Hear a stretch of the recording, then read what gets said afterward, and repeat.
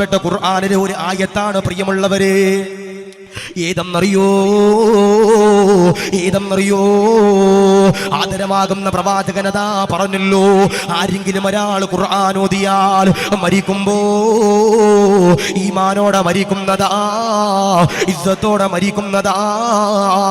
നല്ലൊരു ഭാര്യയെ വേണോ, നല്ലൊരു ഭർത്താവിനെ വേണോ, നല്ലൊരു മക്കളെ വേണോ? ആദരമാകുന്ന പ്രവാചകനതാ ഖുർആനില് ആയത്തുകളതാ പറഞ്ഞു കൊടുക്കുമ്പോ മഹാന്മാരാകുന്ന പണ്ഡിതന്മാരതാ പറയുകയാ. ഏതെന്നറിയോ? 6000-ഓളം ആയത്തുകളുള്ള അള്ളാഹുവിന്റെ ഖുർആനുണ്ടല്ലോ. 114 സൂറത്തുകളുള്ള, ഒരുപാട് അഹ്കാമുകളുള്ള, ഒരുപാട് അഖ്ബാറുകളുള്ള, ഒരുപാട് ചരിത്രങ്ങളുള്ള, ഒരുപാട് ചരിതങ്ങളുള്ള, ഒരുപാട് അത്ഭുതങ്ങളുള്ള അള്ളാഹുവിന്റെ ഖുർആൻ എഴുതിയെടുക്കാൻ കഴിയുന്നവരതാ എഴുതിയെടുക്കുക. കാണാപാഠം പഠിക്കാൻ പറ്റുന്നവര് പഠിച്ചുകൊള്ളുക, ചോദിച്ചു പഠിക്കാൻ പറ്റുന്നവര് പഠിച്ചുകൊള്ളുക. ഏതെന്നറിയോ? റബ്ബനാ ഹബ് ലനാ മിൻ അസ്വാജിനാ വദുർരിയാതിനാ ഖുർറത അയുനിൻ വജഅൽനാ ലിൽമുത്തഖീന ഇമാമാ. ഈ പറയുന്ന ആയത്തുണ്ടല്ലോ, ഈ പറയുന്ന സൂക്തമുണ്ടല്ലോ, ഈ പറയുന്ന ദുആ ഉണ്ടല്ലോ, ആരെങ്കിലും ഒരാൾ ചെയ്തു കഴിഞ്ഞാൽ അൽഹംദുലില്ലാഹ് അവന്റെ കുടുംബ ജീവിതത്തില്, അവന്റെ മക്കളില്, അവന്റെ ദാമ്പത്തിക ജീവിതത്തില് അല്ലാഹു ബറക്കത്ത് തരുന്നതാ. അതുകൊണ്ട് പ്രിയമുള്ളവരോട് പറയുകയാ, ആരെങ്കിലും ഒരാൾ ഖുർആൻ ഓതിയാൽ, ആരെങ്കിലും ഒരാൾ ഖുർആനിനെ സ്നേഹിച്ചാൽ അൽഹംദുലില്ലാഹ് മരിക്കുമ്പോ ഈമാനോടെ മരിക്കുന്നതാ, ഇസ്സത്തോടെ മരിക്കുന്നതാ. ഒരു ചരിത്രം ഞാൻ പറയാൻ പോകുകയാ. വേദനിപ്പിക്കുന്ന ചരിത്രമോ, സങ്കടപ്പെടുത്തുന്ന ചരിത്രമോ, ഖുർആനിന്റെ മഹത്വം പറയുന്ന ചരിത്രമോ? സയ്യിദുനാ ഉസ്മാൻ ഇബ്നു അഫ്ഫാൻ. ഉസ്മാൻ തങ്ങൾ ആരാ? ചെറുപ്പക്കാരാ. ഉസ്മാൻ തങ്ങൾ പടച്ചവന് ഒരു ഖബറിന്റെ ചാരത്തുകൂടി നടന്നു പോവുകയാ. ഉസ്മാൻ തങ്ങൾ ഖബർ കാണുമ്പോ കരയുകയാ, സങ്കടപ്പെടുകയാ. ഉസ്മാൻ തങ്ങൾ കരയുമ്പോ സഹാബത്തതാ കടന്നു വരികയാ. എന്നിട്ടതാ ചോദിക്കുകയാ, എന്തിനാണ് കരയുന്നത്, എന്തിനാണ് സങ്കടപ്പെടുന്നത്, എന്തിനാണ് വിഷമിക്കുന്നത് എന്നതാ സഹാബത്ത് ചോദിക്കുമ്പോ ഉസ്മാൻ തങ്ങൾ പറയുകയാ, ഞാനെങ്ങാനും മരിച്ചു കഴിഞ്ഞാൽ ഈ ഖബറിലേക്ക് ഇറക്കി വെച്ചാൽ ഞാനുണ്ടല്ലോ ഒറ്റയ്ക്കാ, കൂട്ടുകാരനില്ലോ, കൂടപ്പറപ്പിങ്ങളില്ലോ, അയൽവാസികളില്ലോ, ശത്രുക്കളില്ലോ, മിത്രങ്ങളില്ലോ, സഹാബാക്കളില്ലോ, ഭാര്യയില്ലോ, മക്കളില്ലോ എന്ന് പറഞ്ഞുകൊണ്ട് കരഞ്ഞിരുന്ന സയ്യിദുനാ ഉസ്മാൻ ഇബ്നു അഫ്ഫാൻ. പടച്ചവനെ ഉസ്മാൻ തങ്ങള് പടച്ചവനെ ഖലീഫയാകുകയാ. ഇസ്ലാമിന്റെ ഖലീഫയാകുമ്പോ, രാജ്യത്തിന്റെ രാജാവാകുമ്പോ പടച്ചവരെ ശത്രുക്കളതാ തീരുമാനമെടുക്കുകയാ. എങ്ങനെയെങ്കിലും ഉസ്മാനെ കൊല്ലണമല്ലോ, ഉസ്മാനെ ആക്രമിക്കണമല്ലോ, ഉസ്മാനെ തലയെറുക്കണമല്ലോ എന്നതാ തീരുമാനിക്കുകയാ. ഊരിപ്പിടിച്ച കടാരി എടുക്കുകയാ, പടച്ചവനെ തീപന്തം എടുക്കുകയാ, പടച്ചവനെ കുന്തങ്ങൾ എടുക്കുകയാ, പടച്ചവനെ വാളുകളതാ എടുക്കുകയാ. ഉസ്മാൻ തങ്ങളുടെ വീടിന്റെ വാതിക്കല് ശത്രുക്കളുണ്ടല്ലോ കടന്നു വരികയാ. ഉസ്മാൻ തങ്ങളുടെ ഭാര്യതോ വീടിന്റെ വാതിലെന്നെ പ്രിയമുള്ളവരെ അടക്കുകയാ, കുട്ടിയിടുകയാ. ഉസ്മാൻ തങ്ങളെ കൊല്ലാനുമെന്ന ശത്രുക്കളുണ്ടല്ലോ വീടിന്റെ വാതിക്കലെന്റെ പ്രിയമുള്ളവരെ തയ്യാറെടുക്കുകയാ. ഉസ്മാൻ തങ്ങളുടെ ഭാര്യതാ കരയുകയാ, ഉസ്മാൻ തങ്ങളുടെ ഭാര്യതാ സുജൂദിൽ കിടക്കുകയാ, പടച്ചവനോട് ദുആ ചെയ്യുകയാ. അല്ലാഹ് റബ്ബേ, എന്റെ പ്രിയപ്പെട്ട പ്രിയതമനുണ്ടല്ലോ സാധുവാണ്, അല്ലോ കൊല്ലല്ല റബ്ബേ, ആക്രമിക്കല്ല റബ്ബേ, ഉസ്മാൻ തങ്ങളുടെ ഭാര്യതാ കരയുമ്പോ ഉസ്മാൻ തങ്ങൾ പതറുന്നില്ലോ, ഉസ്മാൻ തങ്ങൾ തളരുന്നില്ലോ. സയ്യിദുനാ ഉസ്മാൻ ഇബ്നു അഫ്ഫാൻ ഉസ്മാൻ തങ്ങൾ നോമ്പെടുക്കുകയാ. ഉസ്മാൻ തങ്ങൾ സുന്നത്ത് നോമ്പെന്നെ പ്രിയമുള്ളവരെ എടുക്കുകയോ, എന്നിട്ടതോ ഇബാദത്ത് ചെയ്യുകയോ, നമസ്കരിക്കുകയോ, ദിക്റുകൾ ചൊല്ലുകയോ. മഗ്രിബിന്റെ സമയമാകുമ്പോ, മുഅദ്ദിൻ ഉസ്താദ് ബാങ്ക് കൊടുക്കുന്ന സമയമാകുമ്പോ, ഹയ്യ അലൽ സ്വലാ ഹയ്യ അലൽ ഫലാഹ് എന്ന് പറഞ്ഞുകൊണ്ട് മുഅദ്ദിൻ ഉസ്താദ് ബാങ്ക് കൊടുക്കുമ്പോ ഉസ്മാൻ തങ്ങൾക്ക് നോമ്പ് തുറക്കാൻ ഭക്ഷണമില്ലോ, വെള്ളമില്ലോ, പഴങ്ങളില്ലോ. രണ്ടാമത്തെ ദിവസം അതാ കടന്നു വരുമ്പോ ഉസ്മാൻ തങ്ങൾ നോമ്പെടുക്കുകയാ. പടച്ചവനെ, നോമ്പ് തുറക്കാൻ ഭക്ഷണമില്ലോ, കുടിക്കാൻ വെള്ളമില്ലോ, കഴിക്കാൻ പഴങ്ങളില്ലോ. മൂന്നാമത്തെ ദിവസം അതാ കടന്നു വരികയോ സയ്യിദുനാ ഉസ്മാൻ ഇബ്നു അഫ്ഫാൻ പടച്ചവനെ നോമ്പെടുക്കുകയാ. മഗ്രിബിന്റെ സമയമാകുമ്പോ കഴിക്കാൻ ഭക്ഷണമില്ലോ, കുടിക്കാൻ വെള്ളമില്ലോ, കഴിക്കാൻ പഴങ്ങളില്ലോ. ഉസ്മാൻ തങ്ങളുടെ ഭാര്യയുണ്ടല്ലോ, അല്ലാഹുവോട് പരാതി പറയുന്നു. ഉസ്മാൻ തങ്ങൾക്ക് പരാതിയില്ലോ, ഉസ്മാൻ തങ്ങൾ കരയുന്നില്ലോ, ഉസ്മാൻ തങ്ങൾ തളരുന്നില്ലോ. സയ്യിദുനാ ഉസ്മാൻ ഇബ്നു അഫ്ഫാൻ പടച്ചവനെ ഖുർആൻ എടുക്കുകയാ, ഖുർആൻ ഇങ്ങനെ ഓതുകയാ. മനോഹരമാകുന്ന ശബ്ദത്തിന്റെ ഉടമയോ, മനോഹരമാകുന്ന ശൈലിയുടെ ഉടമയോ സയ്യിദുനാ ഉസ്മാൻ ഇബ്നു അഫ്ഫാൻ. ഉസ്മാൻ തങ്ങൾ ഖുർആൻ ഓതുമ്പോ ഉസ്മാൻ തങ്ങളുടെ ഭാര്യയുണ്ടല്ലോ, ഉസ്മാൻ തങ്ങളുടെ ചാരത്തേക്ക് കടന്നു വരികയാ. ഉസ്മാൻ തങ്ങളുടെ ശബ്ദമെന്റെ പ്രിയമുള്ളവരെ വീടിന്റെ പുറത്തേക്ക് ഇങ്ങനെ കടന്നു പോകുമ്പോ ശത്രുക്കളോ പടച്ചവനെ ദേഷ്യപ്പെടുകയോ, ശത്രുക്കളുണ്ടല്ലോ പടച്ചവനെ ദേഷ്യപ്പെടുകയോ, ശത്രുക്കളുണ്ടല്ലോ പടച്ചവനെ വറങ്കലിക്കുകയോ. അവരതോ വീടിന്റെ വാതിലുണ്ടല്ലോ പൊളിക്കുകയോ, വീടിന്റെ കത്തേക്ക് കടന്നു വരികയാ. ഊരിപ്പിടിച്ച കടാര എടുക്കുകയാ. ഉസ്മാൻ തങ്ങളെ കൊല്ലാൻ, ഉസ്മാൻ തങ്ങളെ ആക്രമിക്കാൻ, ഉസ്മാൻ തങ്ങളെ തലയിറക്കാൻ പടച്ചവര് കടന്നു വരികയാ. ശത്രുക്കളുടെ കടാരയിലേക്ക് ഉസ്മാൻ തങ്ങളുടെ ഭാര്യയുണ്ടല്ലോ പിടിക്കുകയാ. എന്നിട്ടതാ പറയുകയാ, കൊല്ലല്ലേ, ആക്രമിക്കല്ലേ, എന്റെ പ്രിയപ്പെട്ട പ്രിയതമനെ തകർക്കല്ലേ എന്ന് പറഞ്ഞുകൊണ്ട് കരഞ്ഞുകൊണ്ട് നിലവിളിക്കുന്നു. മഅദല്ലാഹ് സുബ്ഹാനല്ലാഹ്. ഉസ്മാൻ തങ്ങളുടെ ഭാര്യയുടെ കൈകളുണ്ടല്ലോ അറുക്കുകയാ, മുറിക്കുകയോ, കൊല്ലുകയാ. ഇതൊന്നും ഉസ്മാൻ തങ്ങൾ അറിയുന്നില്ല. ഉസ്മാൻ തങ്ങൾ ഖുർആനിൽ ഇങ്ങനെ ലയിച്ചിരിക്കുകയാ. ഉസ്മാൻ തങ്ങൾ ഖുർആനിൽ ഇങ്ങനെ ഹൃദയം എങ്ങനെ ചേർത്തു കൊടുക്കുമ്പോ ശത്രുക്കളുണ്ടല്ലോ ഉസ്മാൻ തങ്ങളുടെ ചാരത്തേക്ക് കടന്നു വരികയാ. ഉസ്മാൻ തങ്ങളെ തലയെടുക്കുകയോ, ഉസ്മാൻ തങ്ങളെ നെഞ്ചത്തേക്ക് വെട്ടുകയോ, ഉസ്മാൻ തങ്ങളുടെ കൈകളിലേക്ക് വെട്ടുകയോ, ഉസ്മാൻ തങ്ങളുടെ കാലുകളിലേക്ക് വെട്ടുകയാ, ഉസ്മാൻ തങ്ങളുടെ അടിവയറ്റിലേക്ക് വെട്ടുകയാ. മഅദല്ലാഹ് കുടൽമാല പോലും പുറത്തേക്ക് വരികയാ.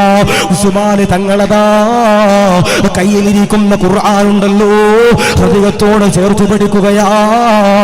ഇസ്ലാമിന്റെ ധീരപോരാളി ഒരു പർവ്വതം ഇങ്ങനെ തകർന്നു വീഴുന്നത് പോലെ, ഒരു മല തകർന്നു വീഴുന്നത് പോലെ ഉസ്മാൻ തങ്ങളോ താഴത്തേക്ക് വീഴുകയോ, ഉസ്മാൻ തങ്ങളോ പടച്ചവനെ താഴത്തേക്ക് വീഴുകയാ. എന്നിട്ടതാ പുഞ്ചിരിക്കുകയാ, പറയുകയാ, ലാ ഇലാഹ ഇല്ലല്ലാഹ് എന്ന് പറഞ്ഞുകൊണ്ട് ഉസ്മാൻ തങ്ങളോ ഈ ലോകത്ത് നിന്ന് വിട പറഞ്ഞു പോയെന്ന് പറയുമ്പോ എന്തുകൊണ്ടാ? ഉസ്മാൻ തങ്ങൾ ഖുർആൻ ഓതിയവരാ, ഉമർ തങ്ങൾ ഖുർആൻ ഓതിയവരാ, അബൂബക്കർ തങ്ങൾ ഖുർആൻ ഓതിയവരാ, ഉസ്മാൻ തങ്ങൾ ഖുർആൻ ഓതിയവരാ, അലിയാർ തങ്ങൾ ഖുർആൻ ഓതിയവരാ, ബിലാൽ തങ്ങൾ ഖുർആൻ ഓതിയവരാ, ഹസൻ തങ്ങൾ ഖുർആൻ ഓതിയവരാ, ഹുസൈൻ തങ്ങൾ ഖുർആൻ ഓതിയവരാ. പടച്ചവനേ, സൽമാൻ ഉസ്മാൻ തങ്ങളോ ഖുർആൻ ഓതിയവരാ, ലോകത്തിന്റെ പ്രവാചകനാകുന്നു അല്ലാഹുവിന്റെ റസൂല്, ലോകത്തിന്റെ ഹബീബാകുന്ന തിരുദൂതരെ നബിയുനാ മുഹമ്മദ് മുസ്തഫ സല്ലല്ലാഹു അലൈഹി വസല്ലമ തങ്ങൾ പോലും ഖുർആൻ ഉണ്ടല്ലോ ഓതിയവരാണെന്ന് പ്രിയമുള്ളവരെ പറയുമ്പോ, ചെറുപ്പക്കാരാ, പെങ്ങളെ, പ്രായമുള്ള വാപ്പാ, മരിക്കുമ്പോ ഈമാനോട് എന്റെ പ്രിയമുള്ളവരെ മലങ്കരയുടെ പരിസരത്ത് നിന്ന് വിട പറയണോ? റസൂലുള്ള പറയുകയാ, ആരെങ്കിലും ഒരാൾ ഖുർആൻ ഓതിയാൽ മരിക്കുമ്പോ ലാ ഇലാഹ ഇല്ലല്ലാഹ് എന്ന് പറഞ്ഞുകൊണ്ട് മരിക്കുമെന്ന് പറയുമ്പോ, നാദോ അങ്ങനെ മരിക്കാനുള്ള സൗഭാഗ്യങ്ങളോ തൗഫീഖുകളോ റാഹത്തുകളോ തരണ അല്ലാഹ്, സ്വീകരിക്കണേ അല്ലാഹ്. ഉസ്മാൻ തങ്ങള് ഖുർആൻ ഓതിയപ്പോ ഈ ലോകത്ത് നിന്ന് വിട പറഞ്ഞു പോയി. അങ്ങനെ ആരെങ്കിലും ഒരാൾ ഖുർആൻ ഓതിയാൽ, ഖുർആനിനെ സ്നേഹിച്ചാൽ, ഖുർആനിനെ ആദരിച്ചാൽ, ബഹുമാനിച്ചാൽ അവര് മരിക്കുമ്പോ ഈമാനോടെ മരിക്കുമെന്ന് ഹബീബുനാ മുഹമ്മദ് മുസ്തഫ സല്ലല്ലാഹു അലൈഹി വസല്ലം. അല്ലാഹു സ്വീകരിക്കുമാറാവട്ടെ, അല്ലാഹു കബൂൽ ചെയ്ത് അനുഗ്രഹിക്കുമാറാവട്ടെ, അല്ലാഹു റഹ്മത്തിലാക്കട്ടെ. അപ്പം മരിക്കുമ്പോ ഈമാനോടെ മരിക്കണമെങ്കിൽ ഒന്നാമത്തെ മാർഗം റസൂലുള്ള പറയുന്നു, അവർ ഖുർആൻ ഓതിയവരാ. അല്ലാഹുവേ നീ സ്വീകരിക്കണേ അല്ലാഹ്, കബൂലാക്കണേ അല്ലാഹ്. അപ്പൊ ഖുർആൻ ഓതുവോ? ഞാൻ പറഞ്ഞു, ലക്ഷക്കണക്കാന പൈസ കൊടുത്ത് ഈ പള്ളി പണിത് വെച്ചാൽ മാത്രം പോരാ, അതിൻ്റെ അകത്ത് ഇബാദത്ത് ചെയ്യുന്നില്ലെന്നല്ല പറഞ്ഞേ, അതിൻ്റെ അകത്ത് ഇബാദത്തുകൾ എൻ്റെ പ്രിയപ്പെട്ടവരെ നമ്മളെ കൊണ്ട് ചെയ്യാൻ കഴിയണം. അൽഹംദുലില്ലാ, നിങ്ങൾ ഭാഗ്യവാന്മാരാ. റമളാനിനുള്ളിൽ അൽഹംദുലില്ലാ ഈ റജബ് മാസത്തിൽ തന്നെ നമുക്ക് ഈ പള്ളിയിലേക്ക് അൽഹംദുലില്ലാ കയറാൻ കഴിഞ്ഞു. അല്ലാഹുവേ നീ സ്വീകരിക്കൂ റബ്ബേ. അതിൻ്റെ അകത്തിരുന്നു കൊണ്ട് ഖുർആൻ ഓതുന്ന പാവങ്ങളാരാ? അവര് മരിക്കുമ്പോ ഈമാനോടെ മരിക്കുമെന്ന അല്ലാഹുവേ നീ സ്വീകരിക്കണേ റഹ്മാനെ, കബൂലാക്കണേ റഹ്മാനെ. അപ്പൊ ഇന്നൊരു തീരുമാനമെടുക്കണം ഉസ്താദേ, ഖുർആൻ ഓതാതെ ഒരു ദിവസം പോലും ഞങ്ങൾക്ക് കടന്നു പോകൂല. ഖുർആൻ ഓതാതെ ഒരു ദിവസം പോലും ഞങ്ങൾക്ക് കടന്നു പോകൂല. ഞാൻ ചോദിക്കട്ടെ, ബിസിനസ്സിൽ നിങ്ങൾക്ക് ബറക്കത്ത് വേണോ? അല്ലേ? നിങ്ങളുടെ കച്ചവടത്തിൽ, നിങ്ങളുടെ കൃഷിയിൽ നിങ്ങൾക്ക് ബറക്കത്ത് വേണോ? ഇപ്പോ ഇവിടെ ഏകദേശം ഒരു 90% കൃഷിക്കാർ തന്നെയല്ലേ? അല്ലെ? എന്ത് കൃഷിയാ? ഈ അടക്ക, അതിന്റെ കൃഷിയാ? അല്ലെ? അടക്ക മാത്രമല്ലോ. വാഴ കൃഷി ഉണ്ടോ? വാഴ കൃഷി ഉണ്ടോ? എനിക്ക് വേണ്ടപ്പാ. ഉണ്ടോ? കൃഷി ഉണ്ടോ? ഉണ്ട്. ഞാൻ പറയണത്, ആ പരിശുദ്ധമാക്കപ്പെട്ട ഖുർആനിൽ ഒരു സൂറത്തുണ്ട്. ഈ സൂറത്ത് ആരാണോ ഊരുന്നത് അവരുടെ കൃഷിയിൽ അല്ലാഹു ബറക്കത്ത് നൽകും, അവരുടെ കച്ചവടത്തിൽ അല്ലാഹു ബറക്കത്ത് നൽകും. ഏത് സൂറത്താ? പഠിക്കണ്ടേ? ഞാൻ പറഞ്ഞു, ഖുർആൻ എന്നാൽ അത്ഭുതങ്ങളുടെ കലവറയാ. ആ ഖുർആൻ ഓതുന്നവര് മരിക്കുമ്പോ ഈമാനോടെ മരിക്കും, അല്ലേ? അപ്പൊ ഞാൻ ചോദിക്കാ, നിങ്ങളുടെ കൃഷിയിൽ ബറക്കത്ത് വേണമെങ്കിൽ ഒരു സൂറത്ത് പറഞ്ഞു തന്നാ ഓതുവോ? അവസാനം വരെ ഞാൻ പറഞ്ഞുതരാം. അല്ലാഹു സ്വീകരിക്കട്ടെ, അല്ലാഹു കബൂൽ ചെയ്ത് ഗ്രഹിക്കുമാറാവട്ടെ. അപ്പൊ മരിക്കുമ്പോ ഈമാനോടെ മരിക്കുന്ന ഒന്നാമത്തെ വിഭാഗം അവർ ലാ ഇലാഹ ഇല്ലല്ലാഹ് ചൊല്ലി മരിക്കുന്ന ഒന്നാമത്തെ വിഭാഗം അവർ ഖുർആൻ ഓതുന്നവരെ. അപ്പൊ ഇന്നൊരു തീരുമാനം എടുക്കും ഉസ്താദേ. ഇനി ഈ നമ്മുടെ നാട്ടിലെ ചില ചെറുപ്പക്കാരുണ്ട്, ഖുർആൻ എന്നാൽ റമളാനിൽ മാത്രം ഓതാൻ പറ്റിയൊരു കിതാബ്. മിക്ക ആളുകളുടെ വിചാരം എങ്ങനെയാ, ഖുർആൻ എന്നാൽ റമളാനിൽ മാത്രം കൈകൊണ്ട് എടുക്കേണ്ടതല്ലേ ഉസ്താദേ. ചില ആളുകളുണ്ട്, റമളാൻ ഒന്നാമത്തെ ദിവസം നെയ്യത്ത് വെക്കും, ഒരു ദിവസം ഒരു ജുസ്. അല്ലേ? എന്നെ കൊന്നാൽ ഞാൻ ഒന്നര ഓതില്ല ഉസ്താദെ. എന്നെ ഖത്തീബന്റെ തലയെടുത്താൽ ഉസ്താദെ ഞാൻ ഒരു ജുസിന്റെ അപ്പുറത്ത് ഞാൻ അങ്ങോട്ടും ഇങ്ങോട്ടും ഇല്ല, മഅസ്സലാം, അത്രേ ഓതുള്ളൂ ഉസ്താദെ എന്ന് തീരുമാനിക്കണ ചില ചെറുപ്പക്കാരുണ്ട്. പാടില്ല. ഖുർആൻ സ്നേഹിക്കണം, അതിനെ ഓതണം, അതിനെ ബഹുമാനിക്കണം. അവർ മരിക്കുമ്പോ ഈമാനോടെ മരിക്കുമെന്ന് അല്ലാഹുവേ സ്വീകരിക്കുക റബ്ബേ, കബൂലാക്കണേ റഹ്മാനെ. രണ്ട് ആദരമാകുന്ന പ്രവാചകനാകുന്ന നബി തങ്ങളതാ പറയുകയാ, സഹാബാ മരിക്കുമ്പോ ഈമാനോടെ മരിക്കുന്ന രണ്ടാമത്തെ വിഭാഗമുണ്ടല്ലോ. ആരെന്നറിയോ? ലോകത്തിന്റെ പ്രവാചകനാകുന്ന നബി തങ്ങളതാ പറയുകയാ, പള്ളിയിൽ നിന്ന് മുഅദ്ദിൻ ഉസ്താദ് ബാങ്ക് കൊടുക്കുകയാ, ഹയ്യ അലസ്സലാ ഹയ്യ അലൽ ഫലാഹ്. എന്ന് പറഞ്ഞുകൊണ്ട് പള്ളിയിൽ നിന്ന് മുഅദ്ദിൻ ഉസ്താദ് ബാങ്ക് കൊടുക്കുമ്പോ പള്ളിയിലേക്ക് കടന്നു വരുന്നവരാരാ? നമസ്കരിക്കുന്നവരാരാ? നിസ്കരിക്കുന്നവരാരാ? ഇഖ്ലാസോടെ നമസ്കരിക്കുന്നവരാരാ? അതബോടെ നമസ്കരിക്കുന്നവരാരാ? തഖ്വയോടെ നമസ്കരിക്കുന്നവരാരാ? അൽഹംദുലില്ലാഹ് മരിക്കുമ്പോ ഈമാനോടെ മരിക്കുന്നതാ, ഇസ്സത്തോടെ മരിക്കുന്നതാ. ആദരവാകുന്ന പ്രവാചകനതാ പറയുകയാ. ആയിരക്കണക്കാന സ്വഹാബത്തിന് അല്ലാഹുവിന്റെ റസൂലിന്റെ പ്രിയമുള്ളവരെ മദീനത്തെ പള്ളിയിൽ നിന്നുകൊണ്ട് പറഞ്ഞു കൊടുക്കുകയാ. എന്തെന്നറിയോ? സഹാബാ ഫവൈലുൽ മുസല്ലീൻ, നമസ്കരിക്കുന്നവർക്ക് വൈലെന്ന നരകമാ. നിസ്കരിക്കുന്നവർക്ക്, ഇബാദത്ത് ചെയ്യുന്നവർക്ക്, സുജൂദ് ചെയ്യുന്നവർക്ക് വൈലെന്ന് പറയുന്ന നരകമാ. തീജ്വാലയുള്ള നരകമോ, ചീഞ്ചനമുള്ള നരകമോ. സഹാബത്തതാ ചോദിക്കുകയാ, യാ റസൂലല്ലാഹ്,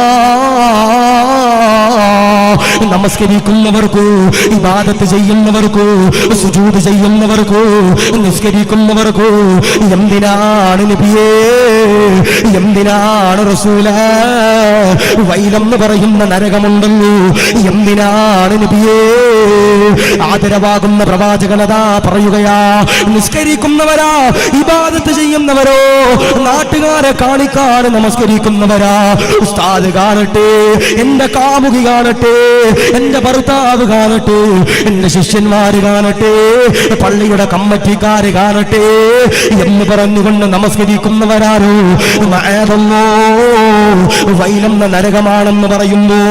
ജീവിതത്തില് ഒരിക്കലും പോലും കളവ് പറയാത്ത ലോകത്തിന്റെ പ്രവാചകൻ പറയുകയോ, മരിക്കുമ്പോ ഈമാനോടെ മരിക്കണമെങ്കിൽ ലാ ഇലാഹ ഇല്ലല്ലാഹ് എന്ന് പറഞ്ഞുകൊണ്ട് മരിക്കണമെങ്കിൽ രണ്ടാമത്തെ വിഭാഗമാരാ? നമസ്കരിക്കുമ്പോ ഇഖ്ലാസോടെ, അതബോടെ, തഖ്വയോടെ ആരെങ്കിലും ഒരാൾ നിസ്കരിച്ചു കഴിഞ്ഞാൽ അൽഹംദുലില്ലാഹ് അവനാണ് രണ്ടാമത്തെ ഭാഗ്യവാനെന്ന് ഹബീബുനാ മുഹമ്മദ് മുസ്തഫ സല്ലല്ലാഹു അലൈഹി വസല്ലം പള്ളിയിൽ നിന്ന് മുഅദ്ദിൻ ഉസ്താദ് ബാങ്ക് കൊടുത്തു. ആ ബാങ്ക് കേട്ടിട്ട് പള്ളിയിലേക്ക് കടന്നു വന്ന അതബോടെ, ഇഖ്ലാസോടെ, പടച്ചവനെ പേടിച്ചുകൊണ്ട് നിസ്കരിക്കുന്നവരാരാ? അവര് മരിക്കുമ്പോ ഈമാനോടെ മരിക്കുമെന്ന. അല്ലാഹുവേ, അതിനുള്ള സൗഭാഗ്യം ഞങ്ങൾക്ക് നീ നൽകി അനുഗ്രഹിക്കണേ അല്ലാ.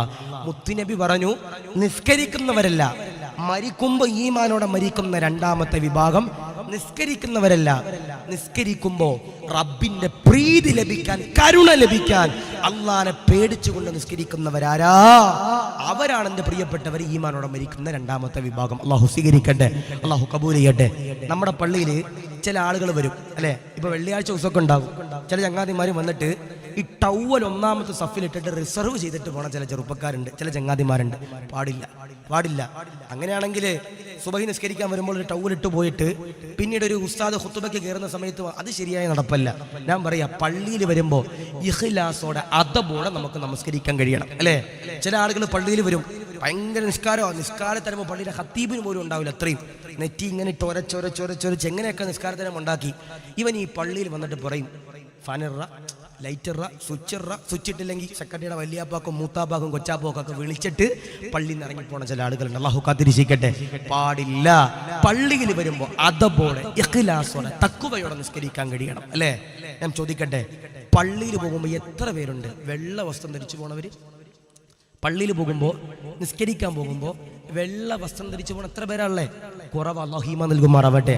ഇപ്പൊ ഖത്തറില് വേൾഡ് കപ്പ് അല്ലേ നടന്നില്ലേ? അല്ലോ നടന്നില്ലേ?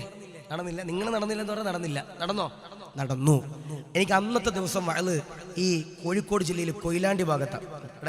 പൂച്ചയൊക്കെ പോകണ്ടാ, എടുത്തടിച്ചിരിക്കവിടെ. വലിയ സുഖമൊന്നും ഉണ്ടാവില്ല അടിച്ചു കഴിഞ്ഞാൽ. ഞാൻ പറയണത്, ഈ ഖത്തറിൽ വേൾഡ് കപ്പിൻ്റെ അന്ന് അള്ളാഹു എനിക്ക് വയല് ഈ കോഴിക്കോട് ജില്ലയിൽ കൊയിലാണ്ടി ഭാഗത്താണ്. ഞാനവിടെ വയലിന് പോകുമ്പോൾ ഈ മലപ്പുറം ജില്ലയിൽ താനൂർ എന്ന് പറയുന്ന ഭാഗത്ത് ഞങ്ങൾ നിസ്കരിക്കാൻ കയറിയ സമയത്ത് ഞങ്ങള് രണ്ടാമത്തെ റക്അത്തിലാ ചെല്ലുന്നേ, മസ്ബൂക്കായിട്ടാ ചെല്ലണേ. ഞങ്ങള് ഏകദേശം പള്ളിയുടെ ഏറ്റവും പുറകിലത്തെ സഫിൽ, രണ്ടാമത്തെ സഫിലും മൂന്നാമത്തെ സഫിലാണ് ഞങ്ങൾ നിൽക്കുന്നത്. ഞങ്ങളിങ്ങനെ നിസ്കരിക്കുന്ന സമയത്ത് ഞങ്ങളുടെ മുമ്പിൽ 3 പേരിങ്ങനെ നിസ്കരിക്കുക. ഷെയ്ഖുന എംബാപ്പെ, ഷെയ്ഖുന റൊണാൾഡോ, ഷെയ്ഖുന മെസ്സി, 3 പേരിങ്ങനെ നിസ്കരിക്കുക. അപ്പോൾ ഞാനിങ്ങനെ എൻ്റെ വണ്ടി ഓടിക്കുന്നവനോട് പറഞ്ഞു, ചിലപ്പോൾ ഇന്ന് രാത്രി കളിയൊക്കെ ഉള്ളതല്ലേ, നിസ്കരിക്കാൻ വന്നായിരിക്കും, ഗോളൊക്കെ അടിക്കണ്ടേ, എംബാപ്പയ്ക്ക് ഓടണം, മെസ്സിക്ക് കാല് വയ്യ, റൊണാൾഡോ തോറ്റു, അപ്പോൾ എന്തായാലും ഗോൾ അടിക്കണമല്ലോ, അതിലിപ്പോൾ സുജൂദ് ചെയ്യാൻ വന്നതായിരിക്കും. ആ സമയത്ത് നോക്കുമ്പോൾ ആ നാട്ടിലെ 3 ചെറുപ്പക്കാർ ഹമുക്കുകൾ 3 എണ്ണം, ഒരുത്തൻ എംബാപ്പയുടെ ബനിയൻ, ഒരുത്തൻ മെസ്സിയുടെ ബനിയൻ, ഒരുത്തൻ റൊണാൾഡോയുടെ ബനിയൻ. ഈ 3 ബനിയൻ ഇട്ടിട്ട് പള്ളിയിൽ നിസ്കരിക്കാൻ വന്നിരിക്കുക. പള്ളിയുടെ ഹത്തീബും കൂടെ ഇട്ടാൽ മതി, ബാക്കി എല്ലാവരും ഇട്ടിട്ടുണ്ട്. അള്ളാഹു കാത്തിരിക്കട്ടെ, അള്ളാഹു ഹീമ നൽകി ഗ്രഹിക്കുമാറാവട്ടെ. സെക്രട്ടറിയും പ്രസിഡന്റും ട്രഷററും എല്ലാം കളിയായി കഴിഞ്ഞാൽ ഇപ്പം ഞാൻ തന്നെ കഴിഞ്ഞ ദിവസം ജില്ല കാസർഗോഡ് തന്നെ, സ്ഥലം പറയണില്ല, ഏകദേശം ഇവിടെ നിന്നൊരു ഈ സ്ഥലത്തിൻ്റെ പേരെന്താ, മലങ്കര, ഇവിടെ നിന്നൊരു 3/4 മണിക്കൂർ ഓടിയാൽ ഞാൻ പറഞ്ഞ സ്ഥലത്തും. ഞാൻ കഴിഞ്ഞ ദിവസം ഒരു ഉറൂസ് പ്രഭാഷണത്തിന് വേണ്ടി പോയി. ഉറൂസ് പ്രഭാഷണത്തിന് പോയി. ഈ ഉറൂസ് നടക്കുന്നതിന് 500 മീറ്റർ ചുറ്റളവിൽ അവിടെ ഫുട്ബോൾ കളി നടക്കുന്നുണ്ട്. അവിടെ ഫുട്ബോൾ കളി നടക്കുന്നുണ്ട്. അപ്പോൾ ഞാൻ അതിന് കയറുന്നതിന് മുമ്പ് അവിടുത്തെ ഉസ്താദന്മാരും അവിടുത്തെ കമ്മിറ്റിക്കാരൊക്കെ വന്നിട്ട് പറഞ്ഞു, ഉസ്താദെ ചിലപ്പോൾ ആൾ കുറയാൻ സാധ്യതയുണ്ട്, കാരണം ഇന്ന് ഫൈനൽ മാച്ചാണ് ഉസ്താദ്. ഞാൻ പറഞ്ഞു, അന്നും കുഴപ്പമില്ലപ്പോൾ, ഒരാളാണെങ്കിൽ നമ്മൾ ഏറ്റ പരിപാടി ചെയ്യാം, വയല് പറയാ പോവാ. അള്ളാഹുവേ, ഞാനിങ്ങനെ വയലിങ്ങനെ തുടങ്ങി. ഒരു അരമണിക്കൂർ കഴിഞ്ഞപ്പോൾ സ്റ്റേജിലുള്ള ആൾക്കാരെയും കാണുന്നില്ല. അതെ, സ്റ്റേജിലുള്ള ഒരാളെയും കാണുന്നില്ല. സെക്രട്ടറി ഉണ്ട്, പ്രസിഡന്റ് ഉണ്ട്, ട്രഷറർ ഉണ്ട്, എല്ലാം ഉണ്ട്. ഒരുത്തനെയും സ്റ്റേജിൽ കാണുന്നില്ല. എല്ലാം സ്റ്റേജിൽ ഇരിപ്പുണ്ടായിരുന്നു. അള്ളാഹുവേ, ഞാനിങ്ങനെ വയല് കഴിഞ്ഞ് പോകുമ്പോൾ സുബ്ഹാനല്ലാഹ്, എൻ്റെ വണ്ടി ഓടിക്കണ ചങ്ങാതി കാസർഗോഡുകാരൻ അന്ന് ഓൻ പറയും, ഉസ്താദേ പള്ളിയുടെ സെക്രട്ടറിയും പ്രസിഡന്റും വയല് തുടങ്ങിയതിന് ശേഷം അവിടെ കൈയടിക്കാൻ വേണ്ടി ഉണ്ടായിരുന്നു ഉസ്താദെ. അള്ളാഹു കാത്തിരിക്കട്ടെ, അള്ളാഹു ഹീമ നൽകി ഗ്രഹിക്കുമാറാവട്ടെ. ഞാൻ പറയാ, നമുക്ക് എന്ത് ചെയ്യണം, പള്ളിയിൽ പോകുമ്പോൾ വെള്ള വസ്ത്രം ധരിച്ചിട്ട് എന്ത് ചെയ്യണം, പള്ളിയിൽ പോകണം അല്ലേ. ഇപ്പൊ നിങ്ങൾ ഈ വയല് കഴിഞ്ഞിട്ട് നിങ്ങളുടെ വീട്ടിൽ ചെന്നിട്ട് നിങ്ങളുടെ ഉമ്മമാരുടെയും ഭാര്യമാരുടെയും സഹോദരിമാരുടെയും സ്വന്തം ഭാര്യയുടെയും നിസ്കാര കുപ്പായത്തിന്റെ ഈ ഭാഗം നിങ്ങൾ നോക്കണം. ഇവിടെ കഫ് എന്നല്ലേ വേണം, കഫ് അല്ലേ, ഈ കഫ് എന്ന് പറയുന്ന ഈ സ്ഥലം, ഈ കൈയുടെ ഭാഗം നിങ്ങളൊന്ന് നോക്കണം. ചില ഉമ്മമാരത്, എൻ്റെ പ്രിയപ്പെട്ടവരെ, വുളുവെടുത്തിട്ട് നനഞ്ഞിട്ട് കരിമ്പൻ അടിച്ചിട്ടുണ്ടാകും. വിയർപ്പ് നനഞ്ഞിട്ട് വെള്ളം നനഞ്ഞിട്ട് കരിമ്പൻ അടിച്ചിട്ടുണ്ടാകും. ചില ഉമ്മമാരത് കരിമ്പൻ അടിച്ച് തുരുമ്പ് വന്ന് ഓട്ടം വീണിട്ടുണ്ടാകും, ഇൻഷുറൻസ് പോലും ഉണ്ടാകൂല. സലീമിക്ക വന്നിട്ട് പറയും, അമിന മാറ്റിക്കൂടെ, റജബല്ലേ വന്നേ, റമളാൻ വരിക, നമുക്ക് ഈ നിസ്കാര കുപ്പായം മാറ്റിക്കൂടെ. അമിനാത്ത പറയുന്ന ഒരു മറുപടി ഉണ്ട്, വല്ലപ്പോഴും നിസ്കരിക്കണം, എനിക്കെന്തിനാ നിസ്കാര കുപ്പായം. അള്ളാഹു കാത്തിരിക്കട്ടെ, അള്ളാഹു ഹീമ നൽകട്ടെ. മോളെ, ഞാൻ ചോദിക്കട്ടെ, ആഴ്ചയിൽ ഒരു ദിവസമെങ്കിലും നമ്മുടെ ഭാര്യമാര് നിസ്കാര കുപ്പായം കഴുകുന്നവരുണ്ടോ? ഇല്ല. ആഴ്ചയിൽ ഒരു ദിവസമെങ്കിലും നിസ്കാര കുപ്പായം കഴുകുന്നവരുണ്ടോ? ഇല്ല. മിക്ക പെണ്ണുങ്ങൾ എന്താ ചെയ്യണമെന്നറിയോ, ഹൈദുള്ള സമയത്ത് മാത്രം കഴുകും. ഹൈദുള്ള സമയത്ത് മാത്രം ഒന്ന് ശുദ്ധിയാകാമെന്ന് വെച്ച് കഴുകും. പാടില്ല, പാടില്ല. ആഴ്ചയിൽ ഒരു ദിവസമെങ്കിലും ആ നിസ്കാര കുപ്പായം കഴുകി വൃത്തിയാക്കി തേച്ചു മടക്കിയിട്ട് എന്ത് ചെയ്യണം, ഉപയോഗിക്കാൻ പഠിക്കണം അല്ലേ. ഇപ്പൊ നിങ്ങൾ നിങ്ങളുടെ വീട്ടിൽ ചെന്നിട്ട് ഒന്നും കൂടി നോക്കണം. നിസ്കാരം കഴിഞ്ഞിട്ട് ഏതുമ്മയാണ് നിസ്കാര കുപ്പായം ഈ ഹാങ്കറിൽ മേലെ തൂക്കിയിടണേ? കൊളുത്തിൽ തൂക്കിയിടണ എത്ര ഉമ്മമാരല്ലേ? 90% ഉമ്മമാരും തൂക്കൂല. എന്താ ചെയ്യണേ? നിസ്കാരം കഴിഞ്ഞിട്ട് നിസ്കാര കുപ്പായം പൊറോട്ടയുടെ മാവ് കുഴക്കണത് പോലെ ഇങ്ങനെ പിടിച്ച് ഇങ്ങനെ ചുരുട്ടിയിട്ട് ഒരു പായ ഉണ്ടാകും. ആ പായിൻ്റെ അകത്ത് ഇങ്ങനെ വെക്കും. പായിൻ്റെ അകത്ത് വെച്ചിട്ട് ചിക്കൻ റോള് ചുരുട്ടുന്നത് പോലെ ഇങ്ങനെ ചുരുട്ടിയിട്ട് ഈ സംബൂസയുടെ അടിയിൽ ഞങ്ങളുടെ നാട്ടിലേക്ക് ഒരു ചെറിയ മടക്കുണ്ടാകും അല്ലേ. ഈ സംബൂസയുടെ അടിയിൽ ചെറിയൊരു മടക്ക് ഇങ്ങനെ ഉണ്ടാകലുണ്ട് എന്ന് പറഞ്ഞതുപോലെ ഈ പായ് ഇങ്ങനെ മടക്കിയിട്ട് ഒരു അലമാരുടെ അടിയിൽ കയറ്റിട്ട് പറയും, മഅസ്സലാം, ഇനി അടുത്ത വെള്ളിയാഴ്ച ജീവനുണ്ടെങ്കിൽ കാണാം. അല്ലാഹു കാത്തിരിക്കട്ടെ. പാടില്ല. നിസ്കരിക്കുമ്പോൾ നല്ല വൃത്തിയുള്ള നിസ്കാര കുപ്പായം എൻ്റെ പ്രിയപ്പെട്ടവരെ ഉപയോഗിക്കണം. ഞാൻ പറഞ്ഞു, ഖത്തറിൽ വേൾഡ് കപ്പ് ആരംഭിച്ചത് പരിശുദ്ധമാക്കപ്പെട്ട ഖുർആനിന്റെ ആയത്തുകൾ കണ്ട. ഖത്തറില് വേൾഡ് കപ്പ് ഉദ്ഘാടിച്ചത് പരിശുദ്ധമാക്കപ്പെട്ട ഖുർആനിന്റെ ആയത്തുകൾ കണ്ട. ഉസ്താദ് വേൾഡ് കപ്പ് നടക്കുമ്പോൾ ഏത് പള്ളിയിലാണ് ജോലി ചെയ്തത്? ഉസ്താദ് വേൾഡ് കപ്പ് ഖത്തറിൽ നടക്കുന്ന സമയത്ത് ഈ പള്ളിയിലുണ്ടായിരുന്നു? ഇല്ല, ഇവിടെ ഇല്ല. അപ്പോൾ കുഴപ്പമില്ല. ഞാൻ ആ സമയത്ത് ഒരു പള്ളിയിൽ ജോലി ചെയ്യുമ്പോൾ എനിക്കൊരു ചെറുപ്പക്കാരൻ മെസ്സേജ് അയച്ചിട്ട് പറഞ്ഞ, ഉസ്താദെ നിങ്ങൾ ഞങ്ങളുടെ ടീമിനെതിരെ പ്രസംഗിച്ചാളോ ഉസ്താദെ ഖത്തറിൽ വേൾഡ് കപ്പ് ഉദ്ഘാടിച്ചത് പരിശുദ്ധമാക്കപ്പെട്ട ഖുർആനിന്റെ ആയത്തുകൾ കൊണ്ടാ. ഉസ്താദെ അതൊന്ന് സ്റ്റാറ്റസ് ആക്കണേ. ഖുർആൻ കൊണ്ടാ ഉസ്താദെ ഖത്തറിലെ വേൾഡ് കപ്പ് ആരംഭിച്ചത്. അതിന്റെ അർത്ഥം എന്തെന്നറിയോ? ഖത്തറിൽ വേൾഡ് കപ്പ് ആരംഭിച്ച പരിശുദ്ധമാക്കപ്പെട്ട ഖുർആനിന്റെ ആയത്തുകളുടെ അർത്ഥം സ്റ്റാറ്റസ് ആക്കി ഓരോ സഹോദര സഹോദരിമാർക്ക് അറിയോ? ഇല്ല. കേട്ടോ, അർത്ഥം എന്താ? അർ-റഹ്മാൻ അല്ലമൽ ഖുർആൻ ഖലഖൽ ഇൻസാൻ ഇൻസാൻ അല്ലമഹുൽ ബയാൻ എന്നിങ്ങനെ ഖുർആനിലൂടെ അല്ലാഹ് പറഞ്ഞിട്ട് നിരവധി തവണയുണ്ടല്ലോ. അല്ലാഹുവിന്റെ ഖുർആൻ അതാ പറയുകയാ ഫബിഅയ്യി ആലാഇ റബ്ബികുമാ തുകദ്ദിബാൻ. അല്ലാഹു കാല് തന്നില്ലേ, അല്ലാഹു കൈ തന്നില്ലേ, അല്ലാഹു ആരോഗ്യം തന്നില്ലേ, അല്ലാഹു ആഫിയത്ത് തന്നില്ലേ, അല്ലാഹു ദീർഘായുസ് തന്നില്ലേ, അല്ലാഹനെ മറന്നതന്തേ, അല്ലാഹനെ മറന്നതന്തേ. ഫബിഅയ്യി ആലാഇ റബ്ബികുമാ തുകദ്ദിബാൻ. എടാ അല്ലാഹു നിനക്ക് കൈ തന്നു, എടാ കാല് തന്നു, ആരോഗ്യം തന്നു, ആഫിയത്ത് തന്നു, ദീർഘായുസ് തന്നു, നടക്കാനുള്ള ആരോഗ്യം തന്നു. എടാ നീ അല്ലാഹനെ മറന്നിട്ട് എന്നെടാ ടർഫിൽ കളി കാണാൻ പോയതെന്ന് അല്ലാഹുവിന്റെ ഖുർആൻ. കളിക്കണ്ട എന്ന് ഒരാളും പറയൂല, കളിക്കണ്ട എന്ന് ഒരു പള്ളിയിലെ ഖത്തീബുമാരും പറയൂല. ഞാൻ പറയാ, നിങ്ങളുടെ മക്കളെ ഒരിക്കലും കളിക്കാതിരിക്കാൻ നിങ്ങൾ എന്തെങ്കിലും സമ്മതിക്കാതിരിക്കാൻ പാടില്ല. നിങ്ങളുടെ മക്കളെ നിങ്ങൾ കളിക്കാൻ സമ്മതിക്കണം.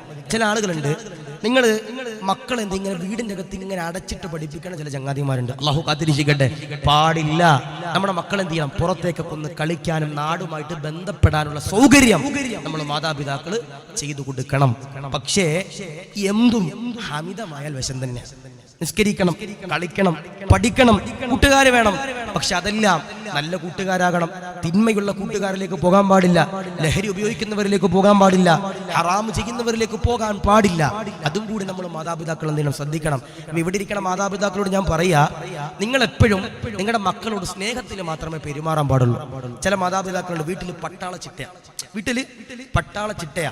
അല്ലാഹുവേ, ആ മക്കളൊക്കെ വളർന്നു കഴിഞ്ഞാൽ ചിലപ്പോൾ ഓരോ നെഞ്ചത്ത് ടിപ്പർ ലോറി കയറി ഇറക്കും. അല്ലാഹു ഈമാൻ നൽകുമാറാവട്ടെ, അല്ലാഹു കാത്തിരിക്കുമാറാവട്ടെ. മക്കളോട് സ്നേഹത്തിൽ പെരുമാറാൻ പഠിക്കണം, അല്ലേ? ഇപ്പോ ഞാൻ പറയാ, നമ്മുടെ മക്കൾക്ക് എന്ത് സങ്കടങ്ങളുണ്ടെങ്കിലും എന്ത് സന്തോഷമുണ്ടെങ്കിലും ആദ്യമേ മാതാപിതാക്കളോട് പറയാൻ എൻ്റെ പ്രിയപ്പെട്ടവരെ നമ്മുടെ സ്വഭാവം മാറിയിരിക്കണം, അല്ലേ? ചില മക്കൾക്ക് മാതാപിതാക്കളോട് പറയാൻ ഒന്നും തോന്നൂല. എന്നോട് ഇന്നൊരു സഹോദരി പറഞ്ഞ, ഉസ്താദേ എൻ്റെ ഭർത്താവ് കള്ളു കുടിക്കൂ ഉസ്താദേ, എൻ്റെ ഭർത്താവ് കള്ളു കുടിക്കൂ ഉസ്താദേ. എൻ്റെ മകൾക്ക് എൻ്റെ ഭർത്താവിനോട്, ഓൾഡ് ഉപ്പയോട് തീരെ സ്നേഹമില്ല ഉസ്താദേ. ഞാൻ ചോദിച്ചു, എന്തേ? കള്ളു കുടിച്ചു വന്നിട്ട് എപ്പോഴും എൻ്റെ മകളെ തല്ലു ഉസ്താദേ, കള്ളു കുടിച്ചു വന്നിട്ട് എൻ്റെ മകളെ എപ്പോഴും ദ്രോഹിക്കും ഉസ്താദേ എന്നൊരു സാധുവായ സഹോദരി പറയുമ്പോ ഞാൻ പറയാ, മക്കൾക്ക് നമ്മൾ സ്നേഹം കൊടുത്ത് വളർത്തണം. ഇല്ലെങ്കിൽ സ്നേഹം കൊടുക്കുന്നവരോടൊപ്പം അവർ ചിലപ്പോൾ പോയെന്ന് വരാം. ഇൻസ്റ്റാഗ്രാമിൽ ലൈക്ക് ഇടും, ഷെയർ ഇടും, ടാഗ് ചെയ്യും. അവസാനം വീട്ടിൽ നിന്ന് കിട്ടാത്ത സ്നേഹം സോഷ്യൽ മീഡിയയിലൂടെ കിട്ടുമ്പോൾ അവസാനം ലൈക്ക് കൊടുത്തവന്റെ കൂടെ ചിലപ്പോൾ നമ്മുടെ പ്രിയപ്പെട്ട പൊന്നുമക്കൾ ഓടിപ്പോകും. അല്ലാഹു കാത്തിരിക്കട്ടെ, ഈമാൻ കൊടുത്ത് അനുഗ്രഹിക്കുമാറാവട്ടെ. അപ്പൊ നിസ്കരിക്കുമ്പോൾ ആരാണോ അതബോടെ തഖ്വയോടെ നിസ്കരിക്കുന്നത് അവർ മരിക്കുമ്പോൾ ഈമാനോടെ മരിക്കുമെന്ന. ഞാൻ ചോദിക്കട്ടെ, ഇവിടെ ഓപ്പറേഷൻ കഴിഞ്ഞവരുണ്ടെങ്കിൽ ഒന്ന് കൈപൊക്കിയപ്പോ ആരെങ്കിലും ഉണ്ടോ? ഓപ്പറേഷൻ ആരില്ല? ഓപ്പറേഷൻ കഴിഞ്ഞവരാരും ഇല്ല. അള്ളാഹു നിലനിർത്തുമാറാവട്ടെ. അള്ളാഹു ഉണ്ടാകും ഉസ്താദേ, ഞങ്ങളുടെ ആരോഗ്യം പുറത്തു പറയേണ്ടി പേടിയാ ഉസ്താദ് എന്നായിരിക്കും വിചാരിക്കണം. അള്ളാഹു ഈമാൻ നൽകുമാറാവട്ടെ. ഈ ഓപ്പറേഷൻ ചെയ്യുന്നതിന് മുമ്പ് ഇപ്പോ എന്റെ ശരീരത്തിൽ എനിക്കൊരു ബ്ലോക്ക് ഉണ്ട്, അള്ളാഹു കാക്കുമാറാവട്ടെ. എന്റെ ശരീരത്തിൽ ഒരു ബ്ലോക്ക് ഉണ്ടെങ്കിൽ ഞാനൊരു ഡോക്ടറെ ചെന്ന് കാണിച്ചാൽ ഡോക്ടർ പറയും ബ്ലോക്ക് ഉണ്ട്, അതെന്ത് ചെയ്യണം? ചികിത്സിക്കണം, ഓപ്പറേഷൻ ചെയ്യണമെന്ന് പറയും. ഓപ്പറേഷൻ ചെയ്യണമെങ്കിൽ ഒരു ദിവസം മുമ്പേ വന്ന് അഡ്മിറ്റ് ആകാൻ പറയും, അല്ലേ? കോഴിക്കോട് മെട്രോയിലോ കാസർഗോഡ് മിംസിലോ എവിടെയെങ്കിലും പോയി കാണിക്കുമ്പോൾ ഡോക്ടർമാർ പറയും ഒരു ദിവസം മുമ്പേ വന്ന് എന്ത് ചെയ്യാൻ? അഡ്മിറ്റ് ആകാൻ പറയും. എന്തിനാ? അനസ്തേഷ്യ എന്ന് പറയുന്ന ഡോക്ടറിനെ കണ്ടിട്ട് ആ മരുന്ന് കുത്തിവെക്കുന്ന ദിവസം തീരുമാനിക്കാൻ പറയും. കാരണം എന്തേ? അനസ്തേഷ്യ എന്ന് പറയും നീ മയക്കുന്ന MDMA സ്റ്റാമ്പ് ഒന്നും അല്ല തരണേ. ഒരു മെഡിക്കൽ കോളേജിൽ ഒരു മരുന്ന് എന്ത് ചെയ്യും? നമ്മുടെ ശരീരത്തിലേക്ക് കുത്തിവെക്കും. ഈ മരുന്ന് നമ്മുടെ ശരീരത്തിലേക്ക് കയറ്റി വെച്ച് കഴിഞ്ഞാൽ ഒരു ബ്ലേഡ് പോലും നമ്മുടെ ശരീരത്തിലേക്ക് കുത്തി ഇറക്കിയാൽ വേദന എടുക്കൂല, അല്ലേ? അപ്പൊ നിങ്ങൾ നിങ്ങളുടെ വീട്ടിൽ ചെന്നിട്ട് ചെയ്യാൻ പറയല്ല, ഒരു ബ്ലേഡ് എടുത്തിട്ട് നിങ്ങളുടെ നരമ്പൊന്ന് വെറുതെ രസത്തിനൊന്ന് മുറിച്ചു നോക്കണം. വേദന സഹിക്കാൻ പറ്റുമോ? പറ്റില്ല. ഒരു കടാരി എടുത്തിട്ട് കഴുത്തൊന്ന് വെട്ടി നോക്കണം, വേദന എടുക്കൂലേ? വേദന എടുക്കും. പക്ഷേ അനസ്തേഷ്യ ഉപയോഗിച്ചിട്ട് ഒരാളുടെ ശരീരത്തിലേക്ക് കത്തി ഇറക്കിയാൽ വേദന എടുക്കോ? ഇല്ല. ഓപ്പറേഷൻ ചെയ്യുമ്പോ ഒരാൾക്ക് ചെവി വേദന, ചെവിയുടെ ഹോൾ അടക്കണമെന്ന് പറഞ്ഞു. ഡോക്ടർ പറഞ്ഞു അനസ്തേഷ്യ എടുക്കണം, മരുന്ന് കയറ്റണം. മരുന്ന് കയറ്റിയതിന് ശേഷം മാത്രമേ അവരുടെ ശരീരത്തിലേക്ക് കത്തി കുത്തിയിട്ട് എന്റെ പ്രിയപ്പെട്ടവർ ഓപ്പറേഷൻ ചെയ്യാറുള്ളൂ. എന്നാൽ ഉർവത്ത് ബിൻ സുബൈർ എന്ന് പറയുന്ന ഒരു മഹാന് കാല് പഴുത്തു. ഉർവത്ത് ബിൻ സുബൈർ എന്ന് പറയുന്ന മഹാനവറുകളുടെ കാല് പഴുത്തു. ഈ കാല് പഴുത്ത സമയത്ത് വൈദ്യന്മാര് വന്നിട്ട് പറഞ്ഞു, കാല് മുറിക്കണം. എന്താ പറഞ്ഞേ? കാല് മുറിക്കണം. ഒരു മരുന്ന് പോലും ഉർവത്ത് ബിൻ സുബൈർ തങ്ങൾ ഉപയോഗിച്ചില്ല. പക്ഷെ വൈദ്യന്മാര് കാല് മുറിച്ചു. ഒരു തരി വേദന പോലും ഉർവത്ത് ബിൻ സുബൈർ തങ്ങൾക്ക് എന്റെ പ്രിയപ്പെട്ടവരെ എടുത്തില്ല. എന്തുകൊണ്ടാണ്? ഓക്കെ, നിങ്ങൾ ഒരു MDMA സ്റ്റാമ്പോ കഞ്ചാവോ കള്ളോ ഹറാമായ ഒരു പദാർത്ഥങ്ങളോ ഉർവത്ത് ബിൻ സുബൈർ തങ്ങൾ ഉപയോഗിച്ചില്ല. ഒരു മയക്കുമരുന്ന് പോലും ഉപയോഗിച്ചില്ല. ഉർവത്ത് ബിൻ സുബൈർ തങ്ങളുടെ കാല് വൈദ്യന്മാര് പച്ച ഇറച്ചിയിൽ കാല് വെട്ടി. പക്ഷേ ഉർവത്ത് ബിൻ സുബൈർ തങ്ങൾക്ക് വേദന എടുത്തില്ല. കാരണം എന്താ? ആരാണെന്തേ? പള്ളിയിൽ വന്നിട്ട് ഉസ്താദന്മാരോട് ചൂടാകുന്നവര്, കമ്മറ്റിക്കാരോട് ചൂടാകുന്നവര് അല്ലെ. ഇപ്പോ ഞാൻ സ്നേഹത്തിൽ പറയാ, ഇതിപ്പോ ഒരു പുതിയ പള്ളിയാ. ഈ പള്ളിയിൽ നമ്മുടെ പരിപാലകർ ചെയ്തു കൊടുക്കേണ്ട ഒരു കാര്യമുണ്ട്. എന്താ? പള്ളിയിൽ ആര് നിസ്കരിക്കാൻ വന്നാലും അതിനുള്ള സൗകര്യം ഒരുക്കി കൊടുക്കേണ്ടത് ആരുടെ കടമയാ? പള്ളിയുടെ പരിപാലകരുടെയും നിങ്ങളുടെ നാട്ടുകാരുടെയും കടമയാ. അപ്പൊ ഇവിടെ കൊണ്ടോന്നറിയില്ല, നിങ്ങളുടെ നാട്ടിലൊക്കെ ഉണ്ട് ചില പള്ളികളിൽ നിസ്കരിക്കാൻ ഔവലു വക്കത്തിൽ ആദ്യത്തെ ജമാഅത്തിൽ മാത്രമേ ഫാൻ ഇടാൻ പാടൂ. പിന്നീടുള്ള നിസ്കാരത്തിലൊന്നും ഫാൻ ഇടാൻ പാടില്ല. പിന്നീടുള്ള നിസ്കാരത്തിൽ ഫാൻ ഇടാൻ പാടില്ല. പിന്നെ ചില പള്ളിയിലൊക്കെ ഉണ്ട്, എന്താണെന്നറിയോ, ഈ ഇവിടെ ഉണ്ടാകൂല ആ പ്രശ്നം, റോഡ് സൈഡുകളിലെ പള്ളിയിൽ ആ പ്രശ്നം ഉണ്ടാകുക. നമ്മൾ യാത്ര ചെയ്യുമ്പോൾ പള്ളിയിൽ നിസ്കരിക്കാൻ കയറുമ്പോൾ ചിലപ്പോൾ ബാത്റൂമിൽ പോകേണ്ടി വരും. ബാത്റൂമിൽ ചെന്ന് കയറുമ്പോഴായിരിക്കും മറ്റേ ഫെഡറൽ ബാങ്കിന്റെ ATM പൂട്ടി വെച്ചതുപോലെ പള്ളി കമ്മിറ്റിക്കാര് ബാത്റൂം പൂട്ടി വെച്ചിട്ടുണ്ടാകും. അല്ലാഹു കാത്തിരിക്കട്ടെ. പാടില്ല. നിസ്കരിക്കാൻ വരുന്നവർക്ക് സൗകര്യം ഒരുക്കി കൊടുക്കേണ്ടത് ആരുടെ ബാധ്യതയാ? പള്ളി കമ്മിറ്റിയുടെയും നാട്ടുകാരുടെയും ബാധ്യതയാ. പിന്നെ ചില ആളുകളുണ്ട്, എന്താണെന്നറിയോ, പള്ളി ഒരു ലോഡ്ജായിട്ട് കാണുന്ന ചില ചങ്ങാതിമാരുണ്ട്. എങ്ങനെ? പള്ളിയിൽ വരും, പള്ളിയുടെ ഓഫീസിന്റെ വൈഫൈ കട്ടെടുക്കും, എന്നിട്ട് ഫാൻ ഇടും, ലൈറ്റ് ഇടും, എന്നിട്ട് ഇങ്ങനെ കിടന്നുറങ്ങിയിട്ട് അതിൻ്റെ അകത്തിരുന്ന സിനിമ കാണുന്നവർ, TV കാണുന്ന ചില ചെറുപ്പക്കാരുണ്ട്. കളികൾ പോലും, ഫുട്ബോളും ക്രിക്കറ്റും മാച്ച് നടക്കുമ്പോൾ വീട്ടിലിരുന്ന വാപ്പ സമ്മതിക്കൂല. പള്ളിയിൽ വന്നിരുന്നാൽ ഉസ്താദ് നോക്കുമ്പോൾ നിസ്കരിക്കുന്ന പോലെ കാണിക്കാൻ ചെയ്യാം, ഖുർആൻ ഓതുന്ന പോലെ കാണിക്കാൻ ചെയ്യാം. അതിൻ്റെ ഇടയിൽ എൻ്റെ പ്രിയപ്പെട്ടവരെ പള്ളിയുടെ കരണ്ട് ഉപയോഗിച്ചിട്ട്, പൊതുമുതൽ ഉപയോഗിച്ചിട്ട് ഹറാമാകുന്ന കാര്യങ്ങൾ ചെയ്യുന്നവർ അല്ലാഹു കാത്തിരിക്കട്ടെ. പാടില്ല. ആരാണ് ഉർവത്ത് ബിൻ സുബൈർ എന്ന് ഞാൻ നിങ്ങൾ പഠിക്കേണ്ട ചരിത്രമാ. ഓരോ വാപ്പമാരും അവരുടെ ജീവിതത്തിലേക്ക് എന്റെ പ്രിയപ്പെട്ടവരെ പകർത്തേണ്ട ചരിത്രമാ. ആരാണ് എന്റെ പ്രിയമുള്ളവരെ ഉർവത്ത് ബിൻ സുബൈർ എന്നറിയൂ? പടച്ചവനെ, പള്ളിയിൽ നിന്നും മുഅദ്ദിൻ ഉസ്താദ് ബാങ്ക് കൊടുക്കുകയാ. ഹയ്യ അലസ്സലാ, ഹയ്യ അലൽ ഫലാഹ്,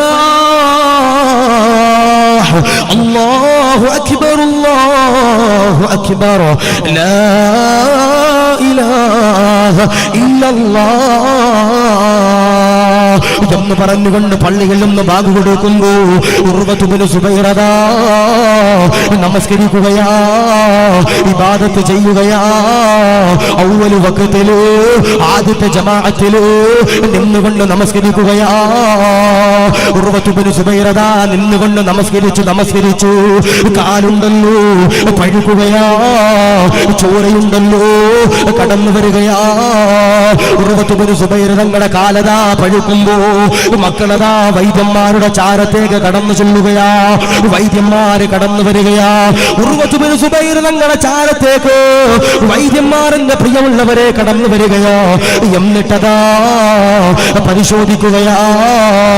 ഉർവത്ത് ബിൻ സുബൈർ തങ്ങളോട് പറയുകയാ, മുറിക്കണമല്ലോ, അപകടമാണല്ലോ, അറുത്തു കളയണമല്ലോ, കാല് മുറിച്ച് കളയണമല്ലോ. ഉർവത്ത് ബിൻ സുബൈർ പറയുകയാ, പാടില്ല, അനുവാദമില്ല, സമ്മതമില്ല. കൈ തന്നതല്ലോ, കാല് തന്നതല്ലോ, ആരോഗ്യം തന്നതല്ലോ, രോഗം തന്നതല്ലോ, അതെടുക്കാൻ കഴിവുള്ളവരുണ്ടല്ലോ, അല്ല മാത്രമാ. മുറിക്കാൻ പാടില്ല. വൈദ്യന്മാര് തിരിച്ചു പോകുകയാ. വൈദ്യന്മാര് അവരുടെ വീടുകളിലേക്ക് തിരിച്ചു പോകുകയാ. ഉർവത്ത് ബിൻ സുബൈർ ഉണ്ടല്ലോ നമസ്കരിക്കുകയോ, പടച്ചവനെ മാസങ്ങൾ കഴിയുകയോ, പടച്ചവനെ ആഴ്ചകൾ കഴിയുകയോ, പടച്ചവനെ ദിവസങ്ങൾ കഴിയുകയോ. ഉർവത്ത് ബിൻ സുബൈർ തങ്ങളുടെ കാലുണ്ടല്ലോ നീര് വഴികയോ, പഴുക്കുകയോ, ചീഞ്ചലമുണ്ടല്ലോ കടന്നു വരികയോ. മക്കളതാ വൈദ്യന്മാരുടെ ചാരത്തേക്ക് രണ്ടാമത്തെ തവണയുണ്ടല്ലോ കടന്നു ചെല്ലുകയോ. വൈദ്യന്മാര് കടന്നു വരികയോ. ഉർവത്ത് ബിൻ സുബൈർ തങ്ങളുടെ കാലതാ പരിശോധിക്കുമ്പോ സുബ്ഹാനല്ലാഹ്, മഅദല്ലാഹ്, വൈദ്യന്മാര് പറയുകയാ, മുറിച്ച് കളയണമല്ലോ, മുറിച്ച് കളഞ്ഞില്ലെങ്കിലോ അപകടമോ ദുരിതമോ ദുരന്തമോ, നിസ്കരിക്കാൻ കഴിയൂല. ഈ കാലിലെ പഴുപ്പുകളുണ്ടല്ലോ ശരീരത്തിന്റെ അവയവങ്ങളിലേക്ക് കടന്നു പോകുന്നതാ. ശരീരത്തിന്റെ അവയവങ്ങളിലേക്ക് കടന്നുപോയാൽ നമസ്കരിക്കാൻ കഴിയൂല, ഇബാദത്ത് ചെയ്യാൻ കഴിയൂല. ആ സമയത്ത് ഉർവത്ത് ബിൻ സുബൈർ പറയുകയാ, പാടില്ലോ, പാടില്ല, നമസ്കരിക്കണമല്ലോ, ഇബാദത്ത് ചെയ്യണമല്ലോ, സുജൂദ് ചെയ്യണമല്ലോ എന്ന് പറഞ്ഞുകൊണ്ട് കരയുകയാ. എന്റെ കാലതാ മുറിച്ചു കൊള്ളാൻ പറയുമ്പോ വൈദ്യന്മാര് പറയുകയാ, തങ്ങളെ നിങ്ങളെ കാലിലേക്ക് കടാലയതാ ഇറക്കി വെച്ച് കഴിഞ്ഞാൽ വേദന എടുക്കുമല്ലോ, താകാൻ കഴിയൂലല്ലോ, വേദന സഹിക്കാൻ കഴിയൂലല്ലോ. ഉർവത്ത് ബിൻ സുബൈർ ചോദിക്കുകയോ, മാർഗമുണ്ടോ, വേദന എടുക്കാതിരിക്കാൻ മാർഗമുണ്ടോ, എന്തെങ്കിലും വഴികളുണ്ടോ? വൈദ്യന്മാര് പറയുകയാ, ഒരു കോപ്പ കല്ല് നിങ്ങളുടെ കൈകളിലേക്ക് തരാം, വീര്യം കൂടിയ കള്ളോ മസ്റ്റു കൂടിയ കള്ളോ, ഈ കള്ളതാ ആരെങ്കിലും ഒരാൾ കുടിച്ചു കഴിഞ്ഞാൽ മഴതല്ലോ, കാല് മുറിക്കുമ്പോ ശരീരം മുറിക്കുമ്പോ വേദന എടുക്കൂല. ഉർവത്ത് ബിൻ സുബൈർ പറയുകയാ, പാടില്ല, ഹറാമാ, അനുവദനീയമല്ലോ, കള്ളു കുടിക്കാൻ പാടില്ല. മലങ്കരയുടെ പരിസരത്ത് കള്ളു കുടിക്കുന്നവരുണ്ടോ? മലങ്കരയുടെ പരിസരത്ത് സിഗരറ്റ് വലിക്കുന്നവരുണ്ടോ? ഹാൻഷ് വെക്കുന്നവരുണ്ടോ? കൂള് വെക്കുന്നവരുണ്ടോ? ഹശീഷ് വെക്കുന്നവരുണ്ടോ? മഅദല്ലോ, റസൂലുള്ള പറയുകയാ, കള്ളു കുടിക്കുന്നവനെ, ലഹരി ഉപയോഗിക്കുന്നവനെ, റമ്മടിക്കുന്നവനെ, ബിയറടിക്കുന്നവരെ, സ്മോൾ അടിക്കുന്നവരെ, ഫുള്ളടിക്കുന്നവരെ റസൂലുള്ള പറയുകയാ, അല്ലാഹു തരുന്ന അദാബെന്താ? കണ്ണുകുടിക്കുന്നവരെ നിന്നെപ്പറ്റി അല്ലാഹുവിന്റെ റസൂല് നൂറ്റാണ്ടുകൾക്ക് മുമ്പ് പറഞ്ഞതെന്തെന്നറിയോ? റസൂലുള്ള അതാ പറയുകയാ, മൻ ശരിബൽ ഖംറ, ആരെങ്കിലും ഒരാൾ കള്ളു കുടിച്ചു കഴിഞ്ഞാൽ അവനുണ്ടല്ലോ വ്യഭിചരിച്ചവനാ, അവനവന്റെ ഉമ്മയെ വ്യഭിചരിച്ചവനാ. എവിടെ വെച്ചെന്നറിയോ?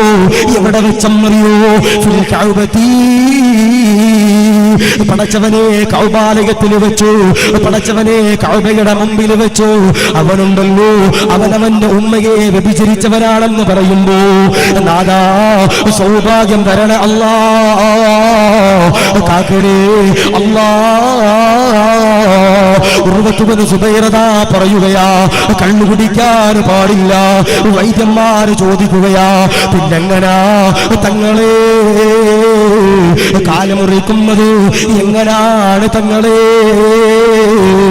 ഉർവത്ത് ബിൻ സുബൈർ പറയുകയാ, അടുത്ത വക്കത്തിന്റെ സമയമാകുമ്പോ ഞാനതാ നമസ്കരിക്കാൻ കൈകൾ കെട്ടുമല്ലോ, ആ സമയത്ത് എന്റെ കാലതാ മുറിച്ചു കൊള്ളുക. വൈദ്യന്മാര് വറങ്ങലിക്കുകയാ, വൈദ്യന്മാര് കടാരയായി കടന്നു വരികയാ. അടുത്ത വക്കത്തിന് ബഹുമാനപ്പെട്ടവര് നമസ്കരിക്കാൻ കൈകെട്ടുകയാ. ബാങ്ക് കൊടുക്കുമ്പോ ബഹുമാനപ്പെട്ട തങ്ങളവറുകള് നമസ്കരിക്കാനെന്റെ പ്രിയമുള്ളവര് കൈകള് കെട്ടുകയാ. കൈകള് കെട്ടിയിട്ടു പടച്ചവനെ വജ്ഹത്ത് ഓതുകയാ, പടച്ചവനെ ഫാത്തിഹ ഓതുകയാ. എന്നിട്ടതാ നരകത്തിന്റെ അദാബുകളെ കുറിച്ച് പറയുന്ന ആയത്തുകളുണ്ടല്ലോ, സൂറത്തുണ്ടല്ലോ, ഓതുകയാ. ആ സമയത്ത് ദുനിയാവുമായി ബന്ധമില്ല. ഉർവതങ്ങൾക്ക്, ഉർവത്ത് ബിൻ സുബൈർ തങ്ങൾക്ക് ദുനിയാവുമായി ബന്ധമില്ലോ. നമസ്കരിക്കുമ്പോൾ കുടുംബമില്ല, നമസ്കരിക്കുമ്പോ മക്കളില്ല, നമസ്കരിക്കുമ്പോ രോഗമില്ല, നമസ്കരിക്കുമ്പോ വേദനകളില്ലോ. മഅദല്ലോ, വൈദ്യന്മാരന്റെ പ്രിയമുള്ളവരെ കടാരയതാ എടുക്കുകയാ. എന്നിട്ടാ ഉർവതങ്ങളുടെ കാലുണ്ടല്ലോ മുറിച്ച് കളയുകയാ. ചോരയതാ ഒലിക്കുകയാ, ചീഞ്ചലമതാ ഒലിക്കുകയാ, രക്തമതാ ഒലിക്കുകയാ, ചലമതാ ഒലിക്കുകയാ. ഒരു തുള്ളി പോലും വേദനയെടുത്തില്ല. എന്തുകൊണ്ടാ? ഉർവത്ത് ബിൻ സുബൈർ തങ്ങള് നമസ്കരിക്കുമ്പോ ഇഖ്ലാസോടെ അതവോടെ തഖ്വയോടെ നമസ്കരിച്ചെന്ന് പറയുമ്പോ നിറഞ്ഞിരിക്കുന്നവരെ റസൂലുള്ള പറയുകയാ, മരിക്കുമ്പോ ഈമാനോടെ അതവോടെ തഖ്വയോടെ മരിക്കണമെങ്കിൽ റസൂലുള്ള പറയുകയാ, ആരെങ്കിലും ഒരാൾ നമസ്കരിക്കുമ്പോ അതവോടെ നമസ്കരിച്ചു കഴിഞ്ഞാൽ, പടച്ചവനെ പേടിച്ചുകൊണ്ട് നമസ്കരിച്ചു കഴിഞ്ഞാൽ, അൽഹംദുലില്ലാഹ് ലാ ഇലാഹ ഇല്ലല്ലാഹ് എന്ന് പറഞ്ഞുകൊണ്ട് മരിക്കാൻ കഴിയുമെന്ന് ഹബീബുനാ മുഹമ്മദ് മുസ്തഫ സല്ലല്ലാഹു അലൈഹി വസല്ലം ഉർവ തങ്ങള് നിസ്കരിക്കുമ്പോ തഖ്വയോടെ അതവോടെ നിസ്കരിച്ചു. ആ സമയത്ത് എന്റെ പ്രിയപ്പെട്ടവരെ കാല് മുറിച്ചപ്പോൾ വേദന എടുത്തില്ലെന്ന് പറയുമ്പോ റസൂലുള്ള പറയാ, മരിക്കുമ്പോ ഈമാനോടെ മരിക്കണമെങ്കിൽ മുത്തുനബി പറഞ്ഞു, നിസ്കരിക്കുമ്പോ അതവോടെ തഖ്വയോടെ നമസ്കരിക്കണം. അല്ലാഹു സ്വീകരിക്കുമാറാവട്ടെ. ഞാൻ ചോദിക്കട്ടെ, ഇവിടെ കല്യാണ പ്രായം 18 വയസ്സല്ലേ ഉസ്താദേ? അല്ലെ, പെണ്ണുങ്ങൾക്ക് കല്യാണ പ്രായം 18 വയസ്സല്ലേ?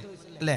ഒളിച്ചോടി ഇല്ലെങ്കിൽ 18, ഒളിച്ചോടിയാ 17, 16, 15 പോകും. അള്ളാഹു കാത്തിരിക്കുമാറാവട്ടെ. ഞാൻ പറയണത്, നിങ്ങൾ നിങ്ങളുടെ മക്കളെ കെട്ടിച്ചു വിടുമ്പോ ദീനുള്ളവർക്ക് നിങ്ങളുടെ മക്കളെ നിങ്ങൾ എന്ത് ചെയ്യണം? കെട്ടിച്ചു കൊടുക്കണം. ഇല്ലെങ്കിൽ വല്ലാത്ത പ്രശ്നമാണ്, വല്ലാത്ത പ്രതിസന്ധിയാ. അല്ലേ?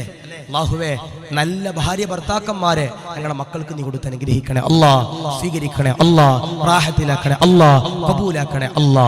ഞാൻ പറയാ, ഒരിക്കലും സമ്പത്ത് നോക്കിയിട്ട് നിങ്ങളുടെ മക്കളെ നിങ്ങൾ കെട്ടിച്ചു കൊടുക്കാൻ പാടില്ല. സമ്പത്ത്, പൈസ നോക്കിയിട്ട് എന്ത് ചെയ്യാൻ പാടില്ല? നിങ്ങളുടെ മക്കളെ നിങ്ങൾ കെട്ടിച്ചു കൊടുക്കാൻ പാടില്ല. നിങ്ങൾ ഏറ്റവും കൂടുതൽ മുഖ്യം നോക്കേണ്ടത് എന്റെ പ്രിയപ്പെട്ടവർ ദീനാണ്. ദീനുള്ളവർക്ക് നിങ്ങളുടെ മക്കളെ എന്റെ പ്രിയപ്പെട്ടവരെ കെട്ടിച്ചു കൊടുക്കുക. അല്ലാഹു സ്വീകരിക്കുമാറാവട്ടെ. നിസ്കാരമുള്ളവർക്ക് നിങ്ങളുടെ മക്കളെ കെട്ടിച്ചു കൊടുക്കുക. ഞാൻ ഇനി പള്ളിയിലെ ഹത്തീവന്മാർക്ക് കെട്ടിച്ചു കൊടുക്കാൻ ഞാൻ പറയണില്ല, മുഅല്ലിമീങ്ങൾ കെട്ടിച്ചു കൊടുക്കാൻ പറയണില്ല. കാരണം എന്നാ പിന്നെ അവർക്ക് മാത്രമേ പെണ്ണിട്ടു, അതല്ല ഞാൻ പറയണേ. അത്യാവശ്യം നിസ്കാരവും ദീനും എന്റെ പ്രിയപ്പെട്ടവർ ഈമാനമുള്ള ചെറുപ്പക്കാർക്ക് എന്ത് ചെയ്യണം? നമ്മുടെ മക്കളെ കെട്ടിച്ചു കൊടുക്കണം. അല്ലേ? എന്നോടൊരു വാപ്പ പറഞ്ഞ, ഉസ്താദേ എന്റെ മകളുടെ കല്യാണമാ അടുത്ത ആഴ്ച, ഉസ്താദ് നിക്കാഹിന് വരണം. ഞാൻ ചോദിച്ചു, ചെറുക്കന്റെ ക്വാളിറ്റി എന്താ? ഉസ്താദെ, എന്റെ ചെറുക്കന്റെ ഏറ്റവും വലിയ ക്വാളിറ്റി അവൻ കോടീശ്വരനാ ഉസ്താദെ. എന്താ? കോടീശ്വരനാ. അങ്ങനെ ഓന്റെ നിക്കാഹൊക്കെ ചെയ്തു കൊടുത്തു. ആ പെൺകുട്ടിയുടെ നിക്കാഹൊക്കെ ചെയ്തു കൊടുത്തു. ഞാൻ ആ പള്ളിയിൽ ജോലി ചെയ്യുന്ന അവസാന സമയം റമദാന് മുമ്പ് എന്നോട് ആ പ്രിയപ്പെട്ട വാപ്പ വന്നിട്ട് എന്റെ റൂമിൽ വന്നിട്ട് പറയും, ഉസ്താദ് എനിക്കൊരു സ്വകാര്യം പറയാനുണ്ട്. ഞാൻ ചോദിച്ചു, എന്താ? ഉസ്താദേ, എന്റെ മോളുടെ ജീവിതം വല്ലാത്തൊരു പ്രതിസന്ധിയില്ല. ഞാൻ ചോദിച്ചു, എന്തേ? ഉസ്താദെ, കോടികൾ വരുമാനമുള്ള എന്റെ പ്രിയപ്പെട്ട മരുമകന് എന്റെ പൊന്നുമോളോട് ഒരു സ്നേഹമില്ല. അവളെ തല്ലു ഉസ്താദെ, ഇടുക്കും ഉസ്താദെ, അവൻ കള്ളു പോലും കുടിക്കുന്നുണ്ടെന്നാ ഉസ്താദെ ഞങ്ങൾക്ക് അറിയാൻ കഴിഞ്ഞത്. അദ്ദേഹം എന്നോട് കരഞ്ഞിട്ട് പറയാ, ഉസ്താദേ, ഞാൻ എന്റെ പൊന്നുമോളെ കെട്ടിച്ചപ്പോ ദീൻ നോക്കിയില്ല ഉസ്താദേ, പൈസ മാത്രം നോക്കിയ. അതാ പറയണേ, ദീനുള്ളവർക്ക് നിങ്ങളുടെ മക്കൾ നിങ്ങൾ കെട്ടിച്ചു കൊടുക്കണം. അപ്പൊ ഇവിടെയൊക്കെ ഉണ്ടാകും ഒരു പെണ്ണിന്റെയും ഒരു ചെറുക്കന്റെയും കല്യാണം ഉറപ്പിച്ചു കഴിഞ്ഞാൽ ആ പെണ്ണിന്റെ വീട്ടിൽ നിന്ന് കുറച്ചാളുകൾ, എന്റെ പ്രിയപ്പെട്ട സഹോദര സഹോദരിമാരെ, നമ്മുടെ ഈ മലങ്കരയിലേക്ക് കടന്നു വരും. ഈ മലങ്കരയിൽ നിന്ന് ഒരു ചെറുപ്പക്കാരന്റെ കല്യാണം ഉറച്ചു കഴിഞ്ഞാൽ എന്ത് ചെയ്യും? ഇപ്പൊ അങ്കടി മുഖറുള്ള ഒരു പെണ്ണിനെ കെട്ടാൻ പോണെ മലങ്കരയിലുള്ളൊരു ചെറുപ്പക്കാരൻ. അപ്പൊ അങ്കടി മുഖറിൽ നിന്ന് ആ പെണ്ണിന്റെ വീട്ടിൽ നിന്ന് കുറച്ചാളുകൾ ഈ ചെറുപ്പക്കാരന്റെ സ്വഭാവം അന്വേഷിക്കാനും വീട് കാണാനും ജോലി അന്വേഷിക്കാനൊക്കെ എന്ത് ചെയ്യും? ഈ മലങ്കരയിലേക്ക് വരും. അല്ലെ? ഞാൻ പറയാ, ഒരിക്കലും മലങ്കരയിലെ ചായക്കടയിൽ കയറിയിട്ട് ഈ നാട്ടിലെ ചെറുപ്പക്കാരുടെ സ്വഭാവം അന്വേഷിക്കരുത്. ഒരിക്കലും നമ്മുടെ മലങ്കരയിലെ ബസ് സ്റ്റോപ്പുകളിൽ കയറിയിട്ട് കാസർഗോഡുകളിലെ തെരുവുകളിൽ ഇറങ്ങിയിട്ട് ഒരിക്കലും എന്ത് ചെയ്യാൻ പാടില്ല? നമ്മുടെ നാട്ടിലെ ചെറുപ്പക്കാരെ പറ്റി ചോദിക്കാൻ പാടില്ല. ആരോടാ ചോദിക്കണ്ടേ? ഈ ഇരുനില കെട്ടിടത്തിന്റെ, ഈ പള്ളിയുടെ ഖത്തീബാകുന്ന ബഹുമാനപ്പെട്ട ബാക്കവി ഉസ്താദിനോട് വന്നിട്ട് ചോദിക്കണം, ഉസ്താദേ, എന്നെ മോളെ കെട്ടാൻ പോകുന്ന നമുക്ക് ഇവനാ ഉസ്താദേ, ഇവൻ എങ്ങനാ ഉസ്താദേ, ഇവന്റെ സ്വഭാവം എങ്ങനാ ഉസ്താദേ, ഇവന്റെ കുടുംബം എങ്ങനാ ഉസ്താദേ എന്ന് ആരോട് ചോദിക്കണം? നമ്മുടെ പള്ളിയിലെ ബാക്കവി ഉസ്താദിനോട് ചോദിക്കണം. ബാക്കവി ഉസ്താദ് പറയാ, ഓൻ കുഴപ്പമൊന്നുമില്ല, ഓൻ പള്ളിയിലൊക്കെ വരുന്നവനാ, ഓന്റെ കുടുംബമൊക്കെ ഉഷാറാണെന്ന് പറഞ്ഞാൽ കൈ കൊടുക്ക. ഉസ്താദ് പറയാ, ഉസ്താദിന് ചെറിയൊരു വൈക്ലഭ്യം, ഉസ്താദ് പറയാ അത് വേണ്ടായിരുന്നു എന്ന് പറഞ്ഞാൽ അത് കെട്ടാതിരിക്കണേ നല്ലത്. പിന്നെ ഇപ്പോഴത്തെ ചെറുപ്പക്കാരൊക്കെ വിളവന്മാരാ. കാരണം എന്തേ? പെണ്ണിന്റെ വീട്ടിൽ നിന്ന് പള്ളിയുടെ ഖത്തീബിനോട് ചോദിക്കാൻ വരുന്ന ദിവസം ഉസ്താദ് എണ്ണീക്കുന്നതിന് മുമ്പ് ഞാൻ ചങ്ങാതി പള്ളിയിലുണ്ടാക്കും ഉസ്താദിന് സോപ്പിടാനായിട്ട്. അള്ളാഹു സ്വീകരിക്കട്ടെ, അള്ളാഹു ഹീമ നൽകി ഗ്രഹിക്കുമാറാവട്ടെ. ഞാൻ ഒരു പള്ളിയിൽ ജോലി ചെയ്യുമ്പോൾ പള്ളിയുടെ റൂം തുറന്നാൽ പള്ളിക്കകം കാണാൻ കഴിയും, എൻ്റെ റൂം തുറന്നാൽ പള്ളിക്കകം കാണാൻ കഴിയും. ഒരു ദിവസം ഞാൻ എൻ്റെ റൂം ഇങ്ങനെ തുറക്കുമ്പോൾ 4 മണിക്കാണ് തുറന്നേ. എവിടെ വഴുത് കഴിഞ്ഞിട്ട് വന്നതാ. നേരെ വന്ന് എൻ്റെ പുറകിലത്തെ റൂം ഡോർ വഴി ഇങ്ങനെ റൂമിലോട്ട് കയറി പള്ളിയുടെ റൂം ഇങ്ങനെ തുറന്നു നോക്കുമ്പോൾ പള്ളിക്കകത്തൊരു ചെറുപ്പക്കാരൻ, എൻ്റെ പ്രിയപ്പെട്ടവർ, ഇബാദത്ത് ചെയ്യാം. പള്ളിക്കകത്ത് ഒരു ചെറുപ്പക്കാരൻ ഇബാദത്ത് ചെയ്യാം. ഇവന്റെ മുഖം നോക്കിയപ്പോൾ എനിക്ക് മനസ്സിലായി ഇവനും പള്ളിയിൽ കയറാറില്ല, ഇവന്റെ വാപ്പായും പള്ളിയിൽ കയറാറില്ല. അള്ളാഹുവേ, ഞാൻ ഇവന്റെ ചാരത്ത് ചെന്നിട്ട് ഇവന്റെ തോളിൽ ഇങ്ങനെ കൈവച്ചു. പെട്ടെന്ന് ഇങ്ങനെ ചാടി എണ്ണിച്ചു. പഠിച്ചവനെ ശൈത്താനോ ജിന്നാണെന്നോ ഇങ്ങനെ പെട്ടെന്ന് ഇങ്ങനെ ചാടി എണ്ണിച്ചു. ഞാൻ ചോദിച്ചു, നീ എന്താടാ 4 മണിക്ക് പള്ളിയിൽ? ആ സ്ത്രീകളുടെ ഭാഗത്ത് ഇവിടെ ബക്കറ്റില്ല, ഇവിടെ ലാസ്റ്റ് മുസാഫത്തിയാണ് നിക്കർ ഒഴിഞ്ഞവരെ ഇനി ഇൻഷാ അല്ലാഹ്. അപ്പോൾ സ്ത്രീകളുടെ ഭാഗത്ത് ഇൻഷാ അല്ലാഹ് ബക്കറ്റ് വരുന്നുണ്ട്. കൊടുക്കാൻ പറ്റുന്നവരൊക്കെ കൊടുക്കുക. അള്ളാഹു സ്വീകരിക്കട്ടെ, അള്ളാഹു കബൂൽ ചെയ്ത് അനുഗ്രഹിക്കുമാറാവട്ടെ. സ്ത്രീകൾ അവിടെ ഉണ്ടാവില്ല, കാണാൻ പറ്റണില്ല, എല്ലാവരും മറച്ചിട്ടിരിക്കുന്നുണ്ട്, കാണാൻ പറ്റണില്ല. അപ്പോൾ ഇൻഷാ അല്ലാഹ് നിങ്ങളുടെ മുമ്പിലേക്ക് ബക്കറ്റ് വരും. അവിടെ ലൈറ്റ് ഇല്ല ഉസ്താദേ, ലൈറ്റ് ഉണ്ടോ? കാരണം എന്താ പറയുക, 500 ഇട്ടിട്ട് വേണം 490 എടുത്തുകൊണ്ട് പോകും. അതാ പറഞ്ഞത്. ഇൻഷാ അല്ലാഹ് എന്ത് ചെയ്യുക, അവിടെ ലൈറ്റൊക്കെ ഇട്ട് എന്ത് ചെയ്യുക, ബക്കറ്റുമായിട്ട് എല്ലായിടത്തും ചെല്ലുക. കാരണം ഒന്ന് സ്ത്രീകൾ കറുത്ത ബർദ ഇടുന്നത്, അപ്പോൾ ഇതിനൊക്കെ കാണാൻ പറ്റില്ല. ഇങ്ങനെ ബക്കറ്റ് വരുന്നു, ഹൈമാൻ വരുന്നുണ്ട്, കുഞ്ഞിങ്ങനെ ഇരിക്കും ഇടാതിരിക്കാൻ വേണ്ടിയിട്ട്. അപ്പോൾ എന്ത് ചെയ്യുക, ലൈറ്റൊക്കെ ഇട്ടിട്ട് എന്ത് ചെയ്യുക, ആരെങ്കിലും ഒരാളെ ബക്കറ്റ് കൊടുത്തു വിടുക. അള്ളാഹു സ്വീകരിക്കട്ടെ, അള്ളാഹു കബൂൽ ചെയ്ത് അനുഗ്രഹിക്കുമാറാവട്ടെ. അപ്പോൾ ഞാൻ പറഞ്ഞത്, ഈ ചെറുപ്പക്കാരന്റെ മുഖം കണ്ടപ്പോൾ എനിക്ക് മനസ്സിലായി ഇവന്റെ വഹാപ്പായി റമദാനിന് പോലും പള്ളി കയറാത്തവനാ. ഞാൻ ചോദിച്ചു, 4 മണിക്ക് നീ എന്താ പള്ളിയിൽ? 4 മണിക്ക് നീ എന്താടാ പടച്ചവന്റെ പള്ളിക്കകത്ത്? ഉസ്താദേ, നന്നാകാമെന്ന് തീരുമാനിച്ചു ഉസ്താദേ. എന്നോട് പറഞ്ഞ നന്നാകാമെന്ന് തീരുമാനിച്ചു ഉസ്താദേ. എനിക്ക് അവിടെ വിശ്വാസം പറഞ്ഞില്ല, കാരണം ഞാനും ചെറുപ്പ. ഞാൻ ചോദിച്ചു, എടാ 4 മണിക്കൊക്കെ നീ പള്ളിയിൽ വരുമോ? ഉസ്താദെ, ഒന്നുമില്ല ഉസ്താദെ, റമദാനൊക്കെ അല്ലേ വരുന്നത്, റജബായി ശഅബാനൊക്കെ ആകുന്നു, റമദാൻ ഇങ്ങനെ ആയി വരുന്നു, നന്നാകാമെന്ന് തീരുമാനിച്ചു. എനിക്ക് അപ്പോഴും വിശ്വാസം വന്നില്ല. എനിക്കൊരു 26 വയസ്സോനെ കണ്ടാലുണ്ട്. കാരണം ഇവന്റെ നിക്കാഹ് കഴിയണമെങ്കിൽ ഞാൻ എന്തായാലും വിചാരിക്കണം, ഞാൻ പള്ളിയുടെ ഖത്തീബാണ്. ഞാൻ ചോദിച്ചു, നിന്റെ നിക്കാഹ് എന്തായാലും കഴിഞ്ഞിട്ടില്ല, 26-27 വയസ്സുണ്ട്. എടാ, ഇന്നെങ്ങാനും നിന്റെ കല്യാണാലോചന എങ്ങാനും ചോദിച്ചപ്പോൾ ഇപ്പം പെട്ടെന്ന് എന്റെ കൈ പിടിച്ചിട്ട് പറയാം, മുടക്കല്ലേ ഉസ്താദെ. എന്താ പറഞ്ഞേ, എനിക്കൊരു പെൺകുട്ടി ഇഷ്ടമായിരുന്നു ഉസ്താദെ. ആ പെൺകുട്ടിയുടെ വാപ്പ കെട്ടിച്ചേരാമെന്ന് പറഞ്ഞു. പക്ഷേ എന്നെപ്പറ്റി അന്വേഷിക്കാൻ നിങ്ങളുടെ അടുത്ത് വരുമെന്നാ പറഞ്ഞേ. എന്നെപ്പറ്റി ചോദിച്ച എൻ്റെ സ്വന്തം വാപ്പ പോലും എന്നെപ്പറ്റി നല്ലത് പറയൂല. നിങ്ങളെങ്കിലും നല്ലത് പറയണം ഉസ്താദെ, ഞാൻ ഇനി പള്ളിയിൽ നിസ്കരിച്ചോളാം എന്നൊരു ചെറുപ്പക്കാരൻ പറയുമ്പോൾ നമ്മുടെ അടുത്ത് നടക്കൂല. ചില പ്രായമുള്ള സാധുക്കളാകുന്ന ഉസ്താദന്മാരുണ്ട്. ഓരോ പോക്കറ്റ് ഒരു 500 ഒക്കെ ഇട്ടെടുത്ത് ഒരു കുഴിമന്തിയൊക്കെ വാങ്ങിച്ചു കൊടുത്തു. ഉസ്താദെ, നടക്കണ്ട ഉസ്താദെ, വീട്ടിൽ ഞങ്ങൾ ഉണ്ടാക്കി തരാം ഉസ്താദ് എന്ന് പറഞ്ഞാൽ ചിലപ്പോൾ ആ ഉസ്താദ് വീണമെന്നിരിക്കും. ചിലപ്പോൾ ചെറുപ്പക്കാരാകുന്ന പണ്ഡിതന്മാര് വീണമെന്നില്ല, അല്ലേ? ഞാൻ വെറുതെ പറഞ്ഞല്ല. മലപ്പുറം ജില്ലയിലെ ഒരു ഉസ്താദ് പ്രേമത്തിനെതിരെ ക്ലാസ് എടുത്തു. സുബ്ഹാനല്ലാഹ്. പാതിരാത്രിയിൽ ഉസ്താദിന്റെ മുറിയിൽ ഒരാൾ വന്ന് കൊട്ടുക. ആരാ കൊട്ടണേ? ഉസ്താദ് മദ്രസയിലെ പ്രേമത്തിനെതിരെ ക്ലാസ് എടുത്തപ്പോ അതിലിരുന്നൊരു മുസ്ലിം പെൺകുട്ടി എന്റെ പ്രിയപ്പെട്ടവരെ കാമുകനോട് ചെന്നിട്ട് പറയാ, ഞങ്ങളുടെ പള്ളിയിലെ മുഅല്ലിം ഉസ്താദ് ഖത്തീബ് ഉസ്താദ് പ്രേമത്തിനെതിരെ ക്ലാസ് എടുത്തിട്ടുണ്ട്, ഓനെ ഒന്ന് ഷെയ്പ്പാക്കണം. പാതിരാത്രി ഉസ്താദിനോട് വന്നിട്ട് പത്രത്തിലൊക്കെ ഉണ്ടായിരുന്ന ഒരു ചെറുപ്പക്കാരൻ വന്നിട്ട് പറഞ്ഞു, ഉസ്താദെ, വല്യുമ്മക്ക് സുഖമില്ല. എന്താ പറഞ്ഞേ? ഉമ്മയുടെ ഉമ്മക്ക് സുഖമില്ല, ഉസ്താദ് ഒന്ന് ദുആ ചെയ്യാൻ വരണം. പാവപ്പെട്ട ഉസ്താദ് മുണ്ടുമ്മേ നിന്ന് ഉസ്താദ് നേരെ തന്നെ ട്രൗസറും പാൻസൊക്കെ ഇട്ട് കമീസൊക്കെ ഇട്ട് തലപ്പാവൊക്കെ ധരിച്ച്, അല്ലാഹുവേ, ഒരു ഉമ്മയുടെ ചാരത്ത് ദ്വാരക്കാൻ പോകല്ലേ, അത്തറൊക്കെ തേച്ച് നല്ല ഈമാനുള്ള മുഖമായിട്ട് ഉസ്താദ് ഇറങ്ങി. വണ്ടിയിൽ കയറ്റി ഉസ്താദിനെ ശരിക്ക് തല്ലി. അങ്ങോട്ട് പോയപ്പോൾ വെള്ള കമീസ് ഇട്ട് ഉസ്താദ് ഇറങ്ങുമ്പോൾ ചുവപ്പ് കമീസ. അല്ലാഹു നൽകട്ടെ, അല്ലാഹു കാത്തിരക്ഷിക്കട്ടെ. ഉസ്താദന്മാർക്ക് ദീൻ പറയാൻ പറ്റാത്ത കാലഘട്ടം, അല്ലേ? അപ്പൊ കഴിഞ്ഞ ദിവസം ഞാൻ വെറുതെ പറഞ്ഞല്ല, കാസർഗോഡ് ജില്ലയിൽ ബേക്കലിൽ ഒരു ഓഡിറ്റോറിയത്തിൽ എന്റെ പ്രിയപ്പെട്ടവർ നിക്കാഹ് നടന്നപ്പോ അവിടുത്തെ പണ്ഡിതൻ പെണ്ണുങ്ങൾ ഇവിടെ ഇരിക്കാൻ പാടില്ല, അങ്ങോട്ട് മാറി നിൽക്കണമെന്ന് മാന്യതയിൽ പറഞ്ഞപ്പോ അവിടുത്തെ ചെറുപ്പക്കാർ ഉസ്താദിന്റെ നേരെ കൈ നീട്ടിയിട്ട് പറഞ്ഞൊരു രംഗമുണ്ട്. നിങ്ങളാരാ ഇത് പറയാൻ? എടോ, ആ ഉസ്താദാണ് ദീൻ പറയേണ്ടത്, പള്ളിയുടെ കമ്മിറ്റിയല്ല, പള്ളിയുടെ ചെറുപ്പക്കാരല്ല, ആ നാട്ടിലെ കാരണവന്മാരല്ല. എന്റെ പ്രിയപ്പെട്ടവരെ, പള്ളിയുടെ മസ്അലയും അവിടുത്തെ ദീനീ ബോധവും നടത്തേണ്ടത് ആ പള്ളിയിലെ ഖത്തീബ. ഉസ്താദ് ചങ്കൂറ്റത്തോടെ പറഞ്ഞ വാക്യമുണ്ട്, പെണ്ണുങ്ങൾ മാറാതെ നിക്കാഹ് നടത്തി തരൂല, അല്ലേ? ഇപ്പോ നമ്മുടെ പള്ളിയിലൊക്കെ ഉണ്ടാകും മാസവരി പിരിക്കുന്ന ഒരു സിസ്റ്റം ഉണ്ട്, ഇല്ലേ? ഇവിടെ ഉണ്ടോ മാസവരി? ഉണ്ടോ? ഇവിടെ എത്ര മാസം എത്ര വരുന്നേ? 200 കൂട്ടുണ്ടല്ലോ, 200 തന്നെയല്ലേ? 200 രൂപ, അല്ലേ? ഈ ചില ആളുകളുണ്ട് ഈ 200 റുപ്യ മാസം കൊടുക്കാത്ത ചില ആളുകളുണ്ട്. പൈസ ഇല്ലെങ്കിൽ ഓക്കെ, അത് കമ്മിറ്റിക്കാർ വിട്ടുവീഴ്ച നൽകും. പക്ഷേ പൈസ ഉണ്ടായിട്ട് മുഴപ്പ് കാണിച്ചിട്ട് ഇങ്ങനെ കൊടുക്കാത്ത ചില ആളുകളുണ്ട്. ഓരൊക്കെ പിടിക്കുന്നൊരു ദിവസമുണ്ട്. ഒന്നെങ്കിൽ നിങ്ങളുടെ കുടുംബത്തിലൊരു കല്യാണം നടക്കണം, അല്ലെങ്കിൽ മരിപ്പ് നടക്കണം. അല്ലേ? കല്യാണം നടക്കാൻ വേണ്ടിയിട്ട് റെസീറ്റ് വാങ്ങാൻ വേണ്ടിയിട്ട് ചെക്കൻ്റെ വാപ്പ വരും. അപ്പോൾ സെക്രട്ടറി ഒരു ബില്ല് കൊടുക്കാറുണ്ട്. എന്താ? ഇത്ര കുടിശ്ശിക നിങ്ങൾ പള്ളിക്ക് കൊടുക്കാനുണ്ട്, ഇത്ര കുടിശ്ശിക പള്ളിക്ക് കൊടുക്കാനുണ്ട്, എന്നാൽ മാത്രം നിങ്ങൾക്ക് നിക്കാഹ് നടത്താം എന്ന് പറഞ്ഞതുപോലെ പള്ളിയിലെ ഖത്തീബന്മാർക്കും പറയാനുള്ള ചങ്കൂറ്റുണ്ട്. എന്തേ? നിക്കാഹിന് വരുമ്പോൾ പറയും, നേരെ ചൊവ്വേ നടന്നില്ലെങ്കിൽ നിക്കാഹ് ചെയ്തരില്ല, നീ കള്ളു കുടിച്ചാൽ നിനക്ക് നിക്കാഹ് ചെയ്തരില്ലെന്നും പറയാനുള്ള ആർജവം നമ്മുടെ ഉസ്താദന്മാർ കാണിക്കാറുണ്ട്. അതുകൊണ്ട് പറയാ, മക്കളെ കെട്ടിച്ചു കൊടുക്കുമ്പോൾ ദീനുള്ളവർക്ക് നിങ്ങളുടെ മക്കളെ നിങ്ങൾ കെട്ടിച്ചു കൊടുക്കണം. ഇല്ലെങ്കിൽ നമ്മുടെ മക്കളെന്റെ പ്രിയപ്പെട്ടവർ ഏതെങ്കിലും ഫാനിൽ കെട്ടി തൂങ്ങേണ്ടി വരും. അല്ലാഹു കാത്തിരിക്കട്ടെ, ഈമാൻ നൽകട്ടെ. അപ്പൊ നിസ്കരിക്കുമ്പോൾ അദബോടെ തഖ്വയോടെ നിസ്കരിക്കുന്നവരാരാ? അവരെന്റെ പ്രിയപ്പെട്ടവർ ഈമാനോടെ മരിക്കുമെന്ന് ഹബീബന മുഹമ്മദ് മുസ്തഫ സല്ലല്ലാഹു അലൈഹി വസല്ലം. മൂന്നാര ഞാൻ ചോദിക്കട്ടെ, ഇവിടെ വാപ്പയും ഉമ്മയും മരിച്ചവരുണ്ടെങ്കിൽ ഒന്ന് കൈവോക്കിയപ്പാ. അല്ലാഹു സ്വർഗം കൊടുക്കട്ടെ, അല്ലാഹു ഖബർ വിശാലമാക്കട്ടെ. നിങ്ങളുടെ ഖബർസ്ഥാൻ എവിടെ? നിങ്ങളുടെ ഖബർസ്ഥാൻ എവിടെ? തൊട്ടപ്പുറത്താ. ഞാൻ ചോദിക്കട്ടെ, ആഴ്ചയിൽ 7 ദിവസം നിങ്ങളുടെ ഉമ്മയുടെയും വാപ്പയുടെയും ഖബറിന്റെ ചാരെ സിയാറത്ത് ചെയ്യാൻ പോകുന്ന മക്കളുണ്ടെങ്കിൽ ഒന്ന് കൈവോക്കിയപ്പാ. ആരെങ്കിലും ഉണ്ടോ? ഒന്ന്. 2 ആഴ്ചയിൽ 7 ദിവസം പോകണം, അടുപ്പിച്ച് പോകണം. ഉണ്ടോ? 3 ഉണ്ടോ? 3 പേരേ ഉള്ളൂ. ഞാൻ കുറ്റപ്പെടുത്തുകയില്ല, ഒരു മാറ്റം നമുക്ക് വേണം കേട്ടോ.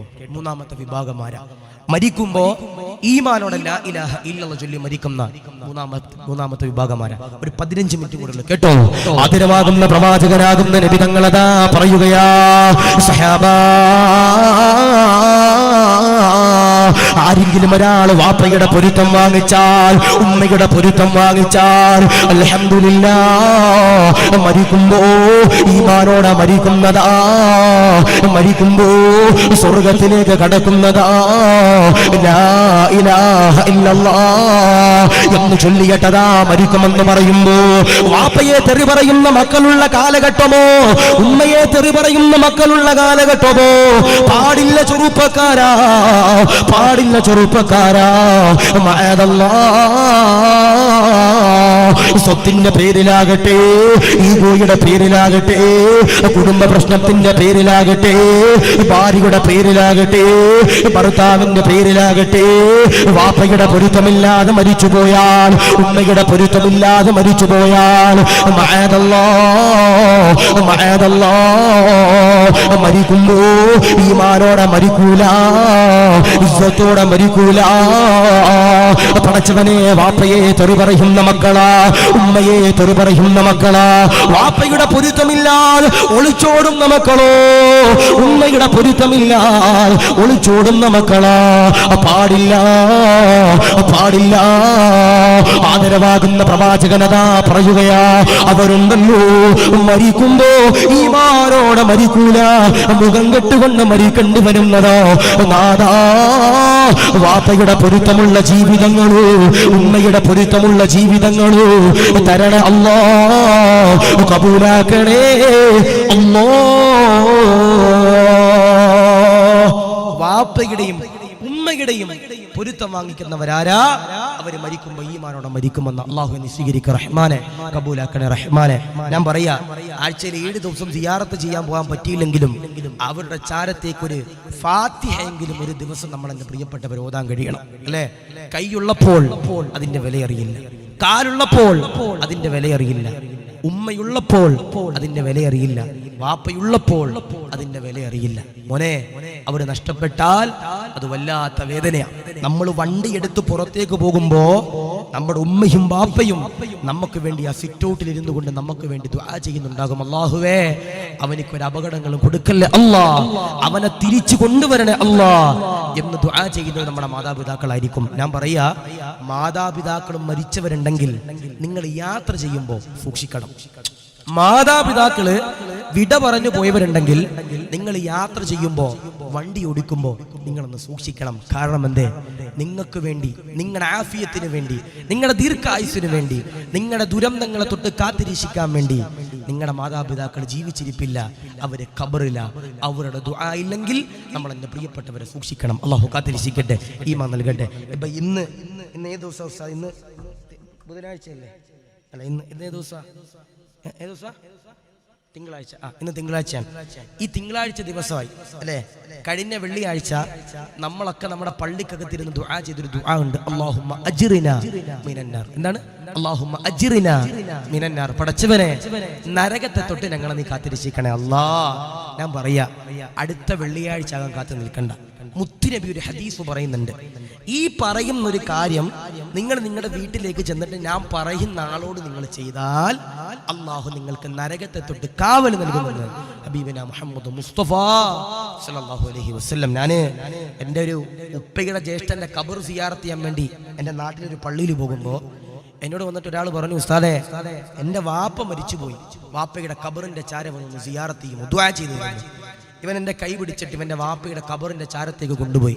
ഒരു 5 മിനിറ്റ് ഇവന്റെ വാപ്പാന്റെ ഖബർ ഇവൻ തപ്പം, മറ്റേ ഗൂഗിൾ മാപ്പ് ഒക്കെ ഓണാക്കിയിട്ട് വേർ ഈസ് മൈ വാപ്പാസ് ഖബർ എന്ന് പറഞ്ഞ് ഇങ്ങനെ ലൊക്കേഷൻ അടിച്ചിട്ട് വാപ്പാന്റെ ഖബർ തപ്പേണ്ട അവസ്ഥ. ഞാൻ ചോദിച്ചു, നിന്റെ വാപ്പ മരിച്ചിട്ട് എത്ര കൊല്ലമായി? ഉസ്താദേ 18 കൊല്ലമായി. ഞാൻ ചോദിച്ചു, 18 കൊല്ലത്തിന്റെ ഇടയിൽ നിന്റെ വാപ്പയുടെ ഖബറിന്റെ ചാരം നീ അവസാനമായിട്ട് വന്നത് എപ്പോഴാ? ഓൻ പറയും, ഉസ്താദേ 12 കൊല്ലം മുമ്പ്. എത്ര കൊല്ലം മുമ്പ്?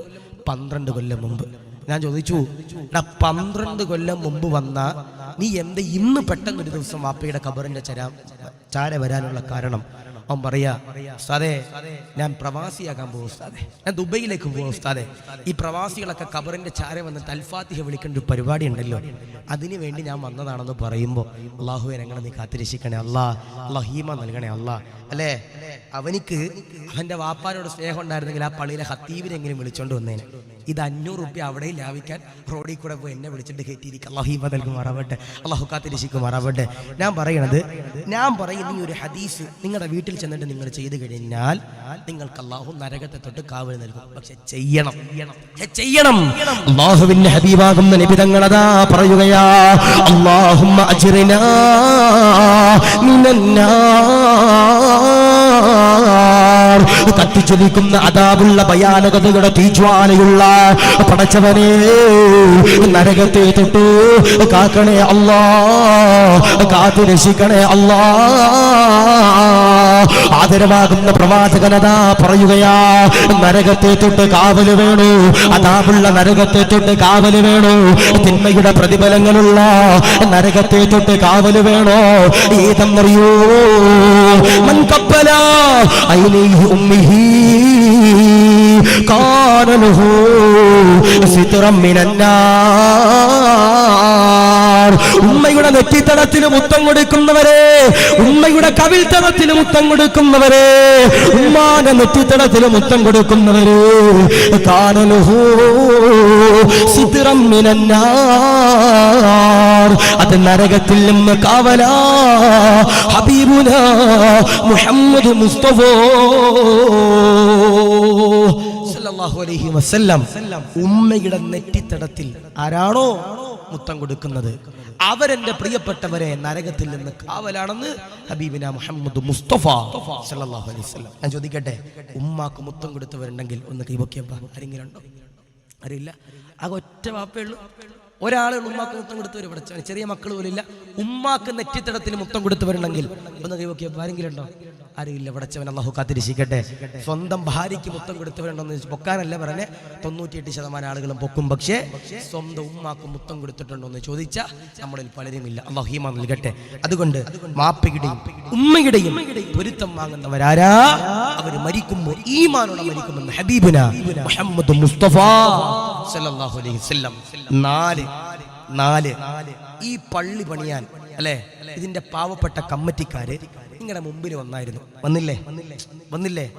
സീറ്റ് കുറ്റിയായിട്ട് വന്നില്ലേ? ആ സാധുക്കള് വന്നു, ബക്കറ്റുമായിട്ട് വന്നില്ലേ? വന്നു. അപ്പൊ ആ പാവപ്പെട്ട സഹോദരിമാരുടെ മുമ്പിലേക്ക് ഒരു നീല ബക്കറ്റ് ഇവിടുത്തെ കമ്മിറ്റിക്കാർ കൊടുത്തു വിട്ടിട്ടുണ്ട്. അതിലേക്ക് 1 രൂപയെങ്കിലും കൊടുക്കുന്നവരാരാ? അതിലേക്ക് സ്വതക്ക കൊടുക്കുന്നവരാരാ? ഈ പള്ളി പണിയാൻ വേണ്ടിയിട്ട് 1 രൂപയെങ്കിലും നിങ്ങൾ കൊടുത്തവരുണ്ടെങ്കിൽ, ലക്ഷങ്ങൾ കൊടുത്തവരുണ്ടെങ്കിൽ, ആയിരങ്ങൾ കൊടുത്തവരുണ്ടെങ്കിൽ, നിങ്ങളുടെ സ്വത്തിന്റെ ഒരു വിഹിതം കൊടുത്തവരുണ്ടെങ്കിൽ, എന്റെ പ്രിയപ്പെട്ടവരെ എഴുതി വെച്ചോ, മരിക്കുമ്പോ ഈമാനോടെ മരിക്കുന്ന 4ാമത്തെ വിഭാഗം നന്മകൾ അധികരിപ്പിക്കുന്നവരാ, സ്വതക്ക കൊടുക്കുന്നവരാണെന്ന് ഹബീബിന മുഹമ്മദ് മുസ്തഫ സല്ലല്ലാഹു അലൈഹി വസല്ലം. ആരാ പറയണേ? മുത്തുനബിയാ പറയണേ. ആരാ പറയണേ? ലോകത്തിന്റെ റസൂലാ പറയണേ. ലോകത്തിന്റെ റസൂൽ എന്ന് പറഞ്ഞാൽ നമുക്ക് മുഴുവനും സന്മാർഗമായി കടന്നു വന്നവരാ. അള്ളാന്റെ റസൂല് ജീവിതത്തിൽ ഒരു കളവ് പോലും പറഞ്ഞിട്ടില്ല. അള്ളാന്റെ റസൂല് ഒരാളെ പോലും വേദനിപ്പിച്ചിട്ടില്ല. അള്ളാന്റെ റസൂല് ഒരാളുടെ പോലും കുരുത്തക്കേട് വാങ്ങിച്ചിട്ടില്ല. അതാണ് ലോകത്തിന്റെ പ്രവാചകനാകുന്ന നബിതങ്ങള്. അള്ളാന്റെ റസൂല് പറയാ, മരിക്കുമ്പോ ഈമാനോടെ മരിക്കുന്ന നാലാമത്തെ വിഭാഗം അത് സദഖ കൊടുക്കുന്നവരാണെന്ന് ഹബീബിന മുഹമ്മദ് മുസ്തഫ സല്ലല്ലാഹു അലൈഹി വസല്ലം. പുന്നാര നബിയേ ഞാൻ കാണുന്നതെന്നാ, പുന്നാര റൗളയിൽ പോകുന്നതെന്നാ, പൂമണം വീശുന്ന റൗള സുവനത്തിൽ പോകുന്നതെന്നാണോ, ഹൃദയോ ചേരുന്നതെന്നാണോ, പാപിയാം ഞാനിന്ന് പാതിരാ നേരത്ത് പരനോട് യാചിക്കുന്നേ, പ്രാവുകൾ പാടുന്ന പാവന റൗളയിൽ കാണാൻ കൊതിയാകുന്നേ, മനസ്സിന്റെ ദാഹോ തീരുന്നതെന്ന പോകുന്നതെന്നാണോ, പുന്നാര നബിയേ ഞാൻ കാണുന്നതെന്നാ, പുന്നാര റൗളയിൽ പോകുന്നതെന്നാ, പൂമണം വീശുന്ന റൗള സുവനത്തിൽ പോകുന്നതെന്നാണോ, ഹൃദയോ ചേരുന്നതെന്നാണോ. അല്ലാഹുവേ, ആ മുത്തുനബി പറയാ, മരിക്കുമ്പോ ഈമാനോടെ മരിക്കുന്ന നാലാമത്തെ വിഭാഗം അവര് സ്വതക്ക കൊടുക്കുന്നവരാണെന്ന് ഹബീബുന മുഹമ്മദ് മുസ്തഫ സല്ലല്ലാഹു അലൈഹി വസല്ലം. അല്ലേ, ഞാൻ പറയണത് വെറുതെ അല്ല. നമ്മൾ ഈ ട്രെയിനിലൊക്കെ യാത്ര ചെയ്യുമ്പോൾ നമ്മുടെ മുമ്പിൽ വന്ന് കൈ നീട്ടുന്ന ഒരുപാട് പാവപ്പെട്ട ചെറിയ മക്കളുണ്ട്. അല്ലേ, നമ്മളൊക്കെ പറയും, ഉസ്താദേ അവര് പാണ്ടികളല്ലേ ഉസ്താദേ, അവര് തമിഴന്മാരുടെ മക്കളല്ലേ ഉസ്താദേ, അവർക്കൊന്നും കൊടുക്കണ്ട ഉസ്താദേ എന്ന് പറഞ്ഞിട്ട് ഇങ്ങനെ അവരെ ദേഷ്യപ്പെട്ട് വിടുന്ന ചില ആളുകളുണ്ട്. ഇപ്പൊ റമളാൻ വരുമ്പോ നമ്മുടെ പള്ളിയിലൊക്കെ ചില മുത്തഅല്ലിമീങ്ങള് അവരുടെ ഗതികേട് കൊണ്ട് അവർ വരാറുണ്ട്. അവര് വന്നിട്ട് നമ്മുടെ മുമ്പിൽ രണ്ട് കരങ്ങളും നീട്ടുമ്പോ ഒരു രൂപ പോലും കൊടുക്കാതെ അവരെ ആട്ടിപ്പായിക്കുന്ന ചില ആളുകളുണ്ട്. ഞാൻ പറയാ, പാടില്ല. ആരെങ്കിലും ഒരാൾ സ്വതക്ക കൊടുത്താൽ, ആരെങ്കിലും ഒരാൾ നന്മകൾ ചെയ്താൽ, അപ്പൊ ഞാൻ ഇവിടെ വന്നപ്പോ ഇവിടുത്തെ പള്ളിയുടെ സെക്രട്ടറി പറഞ്ഞു, ഉസ്താദേ 98% ഈ പള്ളിയുടെ പണിക്ക് വേണ്ടിയിട്ടുള്ള 90 ലക്ഷം രൂപയിൽ ഒരു ഏകദേശം പൈസയും തന്നത് നമ്മുടെ നാട്ടുകാർ തന്നെ. അല്ലാഹുവേ, ഈ പാവങ്ങൾക്ക് അതിനുള്ള അർഹമാകുന്ന പ്രതിഫലങ്ങൾ കൊടുത്ത് അനുഗ്രഹിക്കണേ അല്ലാ, സ്വീകരിക്കണേ അല്ലാ. മുത്തുനബിയുടെ മുമ്പിലേക്ക് ഒരു യാചകൻ എന്റെ പ്രിയപ്പെട്ടവരെ കടന്നു വരികയാണ്. മുത്തുനബിയുടെ മുമ്പിലേക്ക് ഒരു യാചകൻ എന്റെ പ്രിയപ്പെട്ടവരെ കടന്നു വരിക. അവസാനത്തെ വിഷയ ഒരു 10 മിനിറ്റും കൂടെ സെക്രട്ടറി പറഞ്ഞൂടെ? വിഷയൊന്നുമില്ലല്ലോ, ഇല്ലെന്നോ ആന്നോ? പ്രശ്നമൊന്നുമില്ല. എന്നാ ഒരു ഉപകാരം ചെയ്യണം, എനിക്ക് നിന്നിട്ട് കാലുവേദന എടുക്കുന്നുണ്ട്, അപ്പം മോനെ ഇരിക്കണം. അതിന് മുമ്പ് എന്ത് ചെയ്യണം, എല്ലാവരും ഒന്നും കൂടി കയറി ഇരിക്കുക, തീരാൻ പോകും. ഇപ്പം ഞാൻ പറഞ്ഞു, ഇപ്പം ഇതിൽ 90 ലക്ഷത്തിൽ എത്ര ലക്ഷം റുപ്യ നമ്മുടെ നാട്ടുകാർ വന്നിട്ടുണ്ടാവും? എത്ര വന്നിട്ടുണ്ടാവും? ഏകദേശം ഒരു 80% ഓടി തന്നെയല്ലേ? ഓടി തന്നതാ. അത് ഒറ്റക്കെട്ടായി നിന്നിട്ടാ. അതെങ്ങനെ ഒറ്റക്കെട്ടായി നിങ്ങൾ എല്ലാവരും നിന്നിട്ടാ. അപ്പൊ ഇൻഷാ അല്ലാഹ് എല്ലാവരും എണ്ണീക്കോ, ബുദ്ധിമുട്ടില്ലെങ്കിലും ഒന്ന് എണ്ണീക്കോ ഇപ്പൊ ഇൻഷാ അല്ലാഹ്. എന്നിട്ട് ഇൻഷാ അല്ലാഹ് അടുത്തോട്ട് പോരും. അടുത്തോട്ട് വന്ന് ഇച്ചിരി കൂടെ ശബ്ദം നിങ്ങൾക്ക് കുറഞ്ഞിട്ടും അടുത്തോട്ട് പോരാ. പോകേണ്ടവർക്ക് പോകാം, പിരിവൊന്നുമില്ലപ്പാ. ഒന്ന് കയറിയിരുന്നു, ആ മൈക്കും ഇതൊന്നും തട്ടിയിടാതെ ഒന്ന് കയറിയിരുന്നു, കസേര എടുത്തിട്ട് ഒന്ന് അടുത്തെടുത്തിരുന്നു. അവസാനത്തെ വിഷയം, നിങ്ങൾക്ക് ഉപകാരപ്പെടുന്ന വിഷയം, അതാ പറഞ്ഞു. ഒന്ന് അടുത്തോട്ട് പോയാൽ അടുത്തോട്ട് പോകാം, ബുദ്ധിമുട്ട് കാണിക്കല്ലേ, മടി കാണിക്കല്ലേ. പോകേണ്ടവർക്ക് പോകാം, ഇരിക്കേണ്ടവർക്ക് ഇരിക്കാം ഇൻഷാ അല്ലാഹ്. ഇത് മാറ്റണം.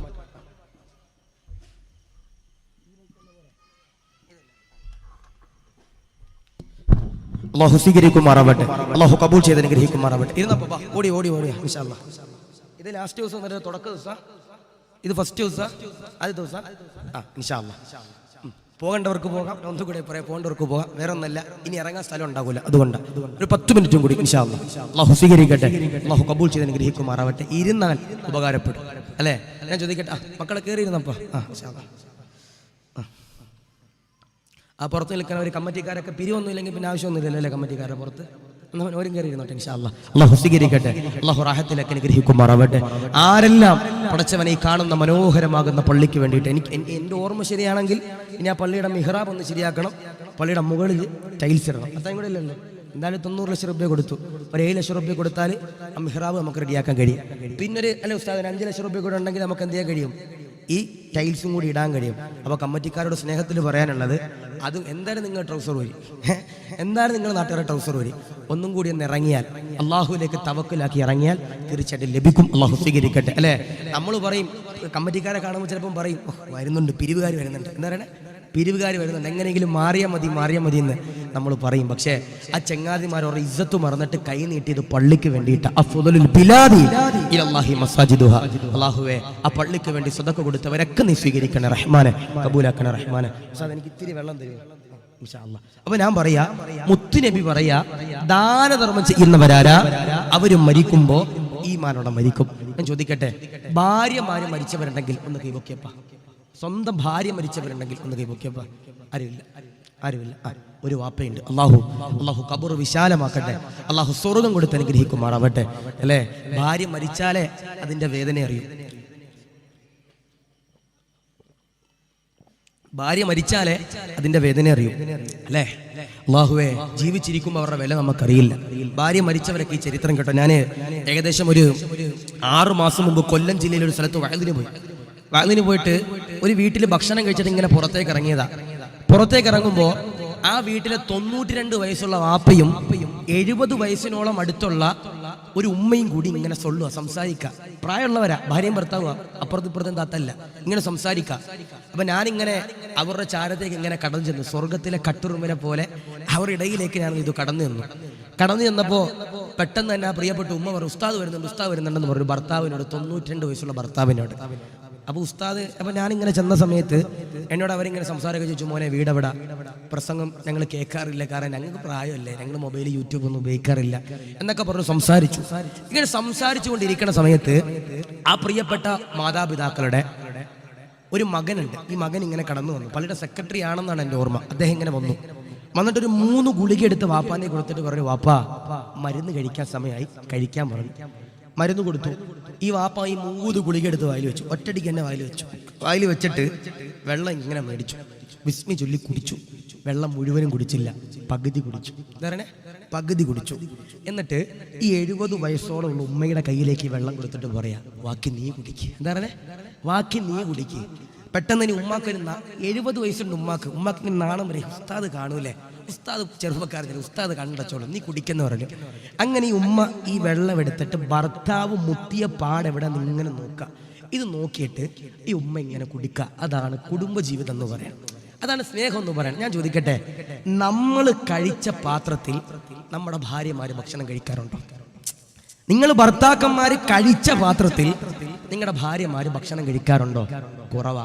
ഞാൻ പറയാ, നിങ്ങളുടെ കുടുംബ ജീവിതത്തിൽ സ്നേഹം വേണം, നിങ്ങളുടെ കുടുംബ ജീവിതത്തിൽ ബറക്കത്ത് വേണമെങ്കിൽ നിങ്ങൾ എന്ത് ചെയ്യണം? ഭക്ഷണം കഴിക്കുമ്പോൾ ഒരുമിച്ച് കഴിക്കണം. ഭാര്യ ഭരിച്ച പാത്രത്തിൽ, ഭർത്താവ് കഴിച്ച പാത്രത്തിൽ എന്ത് ചെയ്യണം? പരസ്പരം കഴിക്കാൻ പഠിക്കണം. ഭാര്യയുമായിട്ട് കഴിക്കാനിരിക്കും ഭാര്യയുടെ വായിൽ ഭക്ഷണം വെച്ച് കൊടുക്കണം. ഭർത്താവ് കഴിക്കാനിരിക്കുന്ന സമയത്ത് ഭർത്താവിന്റെ വായിൽ ഭക്ഷണം വെച്ച് കൊടുക്കാൻ പഠിക്കണം.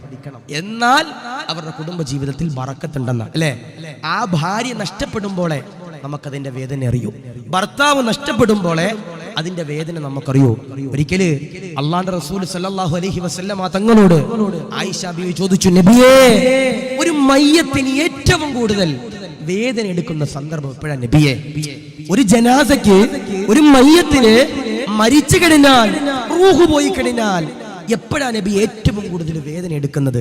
അള്ളാന്റെ റസൂല് പറഞ്ഞു, ആയിഷ, ഒരു മയ്യത്തിനെ കഫം പുടവയിൽ പൊതിഞ്ഞിട്ട്, ജനാസയെ പൊതിഞ്ഞിട്ട് സന്തൂക്കിലേക്ക് കയറ്റിയിട്ട് വീടിന്റെ ഉമ്മറത്തെ വാതിലിലൂടെ മയ്യത്തിങ്ങനെ പള്ളിക്കാട്ടിലേക്ക് കൊണ്ടുപോകുമ്പോ, സർവരെയും വിട്ടുകൊണ്ടുപോകുമ്പോ, ഉറ്റവരെ വിട്ടുകൊണ്ടുപോകുമ്പോ, മക്കളെ വിട്ടുകൊണ്ടുപോകുമ്പോ, കുടുംബാദികളെ വിട്ടുകൊണ്ടുപോകുമ്പോ, മാതാപിതാക്കളെയും കൂട്ടുകാരെയും പ്രവർത്തകരെയും ഉസ്താദന്മാരെയും വിട്ടുകൊണ്ട് പള്ളിക്കാട്ടിലേക്ക് വീടിന്റെ ഉമ്മറത്ത് നിന്ന് ജനാസ ഇറക്കുമ്പോ ആ മയ്യത്തിന് താങ്ങാൻ കഴിയൂലയും ഹബീബുനാ മുഹമ്മദ് മുസ്തഫ സല്ലല്ലാഹു അലൈഹി വസല്ലം. അല്ലേ, ഞാനും ഇവിടുത്തെ ഉസ്താദന്മാരും നിങ്ങളുമൊക്കെ മയ്യത്ത്, നമ്മുടെ നാട്ടിൽ ഒരാൾ മരിച്ചു കഴിഞ്ഞാൽ അവിടെ ദുആ ചെയ്യാൻ പോകാറുണ്ട്.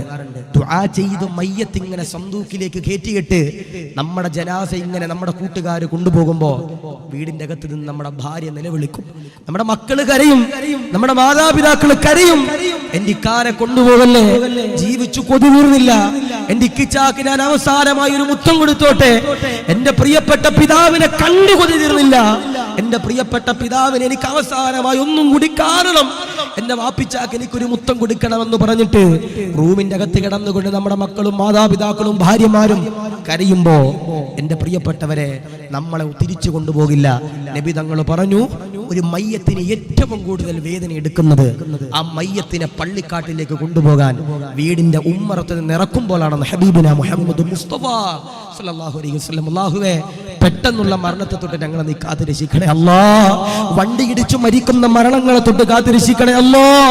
ചോക്ലേറ്റുമായിട്ട് ഞങ്ങളുടെ വീടിന്റെ വാതിക്കല് ഞങ്ങളെ കാത്തു നിൽക്കുന്ന, ഞങ്ങൾ ചെല്ലുമ്പോ ഞങ്ങൾ ചോക്ലേറ്റ് കൊണ്ട് ചെല്ലുന്നത് കാത്തു നിൽക്കുന്ന ഞങ്ങളുടെ മക്കളുടെ മുമ്പിലേക്ക് മൂക്കിൽ പഞ്ഞി വെച്ച് തലയിൽ തുണിയിട്ട് കഫം പുടവയിൽ പൊതിഞ്ഞ് പോസ്റ്റ്മോർട്ടം ചെയ്ത് ഞങ്ങളുടെ മയ്യത്ത് കൊണ്ട് ചെല്ലുന്ന ഒരു ഗതികേടി പാവപ്പെട്ട ഒരാൾക്കും നീ കൊടുക്കല്ലേ അല്ലാ, കബൂലാക്കണേ അല്ലാ.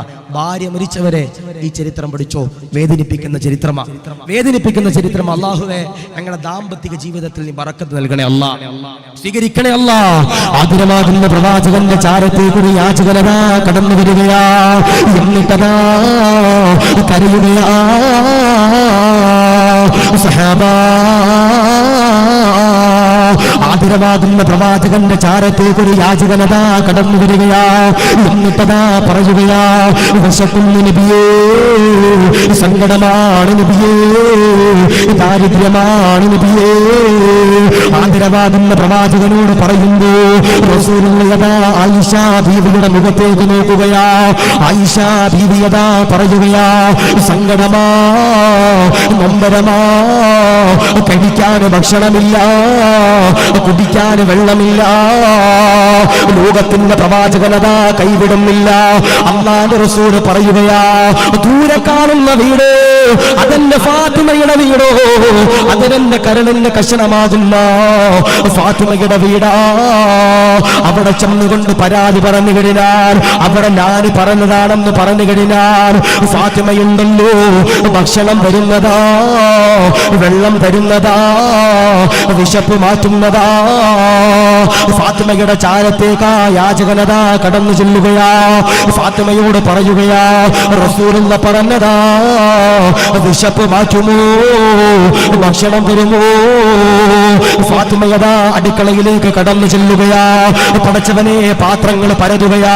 ഫാത്തിമയതാ പാത്രങ്ങൾ പരതുമ്പോ കഴിക്കാൻ ഭക്ഷണമില്ല, കുടിക്കാൻ വെള്ളമില്ല, കഴിക്കാൻ പഴങ്ങളില്ല. ദാരിദ്ര്യമാ, സങ്കടമാ. ലോകത്തിന്റെ പ്രവാചകന്റെ പൊന്നുമോള് കരയുകയാ.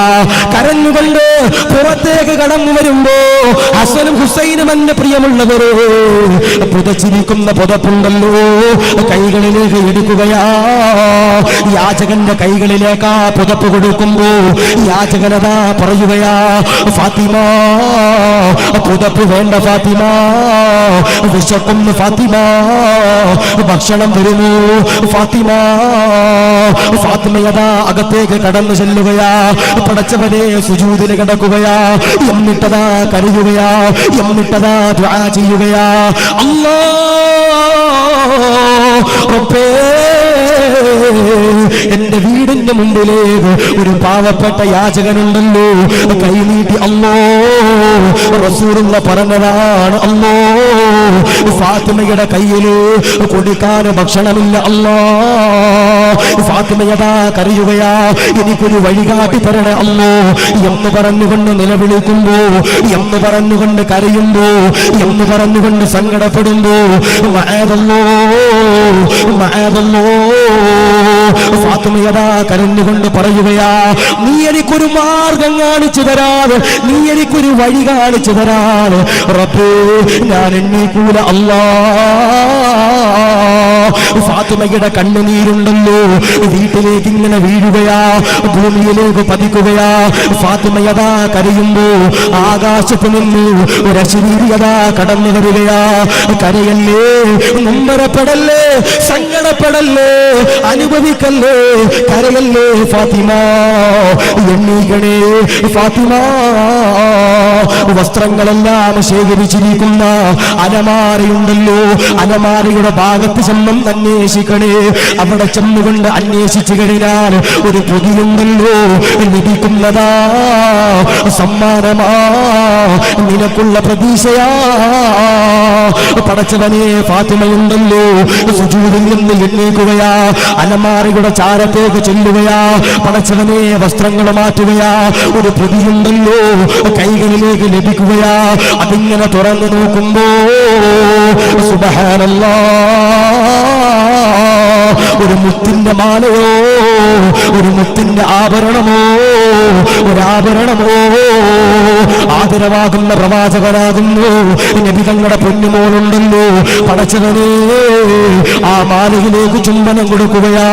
എന്നിട്ടതാ കരയുകയാ, പടച്ചവനോട് പറയുകയാ, അല്ലാഹ് പരീക്ഷിക്കല്ലേ റബ്ബേ, പരീക്ഷിക്കല്ലേ നാദാ.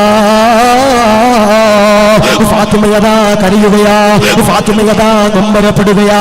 യാചകന്റെ കൈകളിലേക്ക് എന്റെ പ്രിയമുള്ളവര് മാലയുണ്ടല്ലോ കൊടുക്കുകയാ. യാചകനതാ സന്തോഷിക്കുകയാ. ഇലാ ഹദറത്തു റസൂലില്ലാഹ്, റസൂലുള്ളാഹിയുടെ ചാരത്തേക്ക് ആ യാചകനുണ്ടല്ലോ മാലയെടുത്തുകൊണ്ട് കടന്നു ചെല്ലുമ്പോ റസൂലുള്ളാഹിയോട് സലാം പറയുകയാ. അസ്സലാമു അലൈക യാ റസൂലല്ലാഹ്. റസൂലുള്ളാഹിയോട് സലാം പറയുകയാ. റസൂലുള്ള സലാം അടക്കുകയാ. റസൂലുള്ള യാചകനോട് ചോദിക്കുകയാ, ഫാത്തിമ ഭക്ഷണം തന്നോ, വിശപ്പ് മാറ്റിയോ, ദാരിദ്ര്യം മാറ്റിയോ? യാചകനതാ പറയുകയാ, ഒരു തുള്ളി വെള്ളം പോലും തന്നില്ല നബിയേ, ഒരു കാരക്ക പോലും തന്നില്ല നബിയേ, ഒരു റൊട്ടി പോലും തന്നില്ല നബിയേ. അങ്ങയുടെ പൊന്നുമോള് ഫാത്തിമയുണ്ടല്ലോ, എനിക്കൊരു മാല തന്നു നബിയേ. ഈ മാല വരുമ്പോ കരഞ്ഞു നബിയേ, സങ്കടമാണ് നബിയേ. റസൂലുള്ള പറയുകയാ, ഫാത്തിമ തന്ന മാലയുണ്ടല്ലോ എന്നെ ഒന്ന് കാണിക്കുമോ? ഫാത്തിമ തന്ന ആഭരണമുണ്ടല്ലോ എന്നെ ഒന്ന് കാണിക്കുമോ?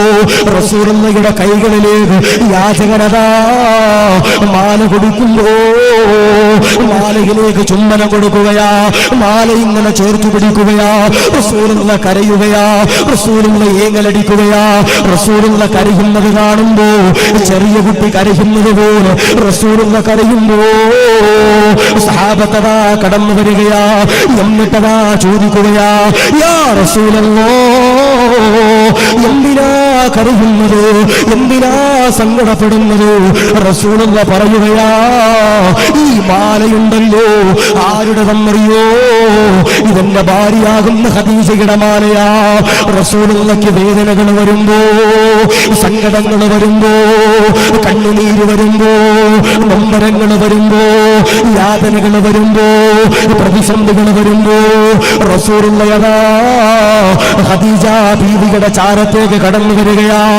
സമ്മിരുടി യാ ഖദീജ, പുതപ്പൊന്ന് തലവഴി മൂടണേ ഖദീജ, പേടിയാണ് ഖദീജ, താങ്ങാൻ കഴിയുന്നില്ല ഖദീജോ. സമാധാനത്തിന്റെ വാക്കുകളുണ്ടല്ലോ എനിക്കൊന്ന് പറഞ്ഞു തരണേ ഖദീജ എന്ന് പറഞ്ഞ ലോകത്തിന്റെ പ്രവാചകന്റെ ഭാര്യയാകുന്നു ഖദീജയുടെ മാലയോ. ഭാര്യ മരിച്ചവരെ അത് വല്ലാത്ത നഷ്ടമാണ് ചെറുപ്പക്കാരാ. ഭർത്താവ് മരിച്ചവരെ അത് വല്ലാത്ത നഷ്ടമാണ് പെങ്ങന്മാരെ.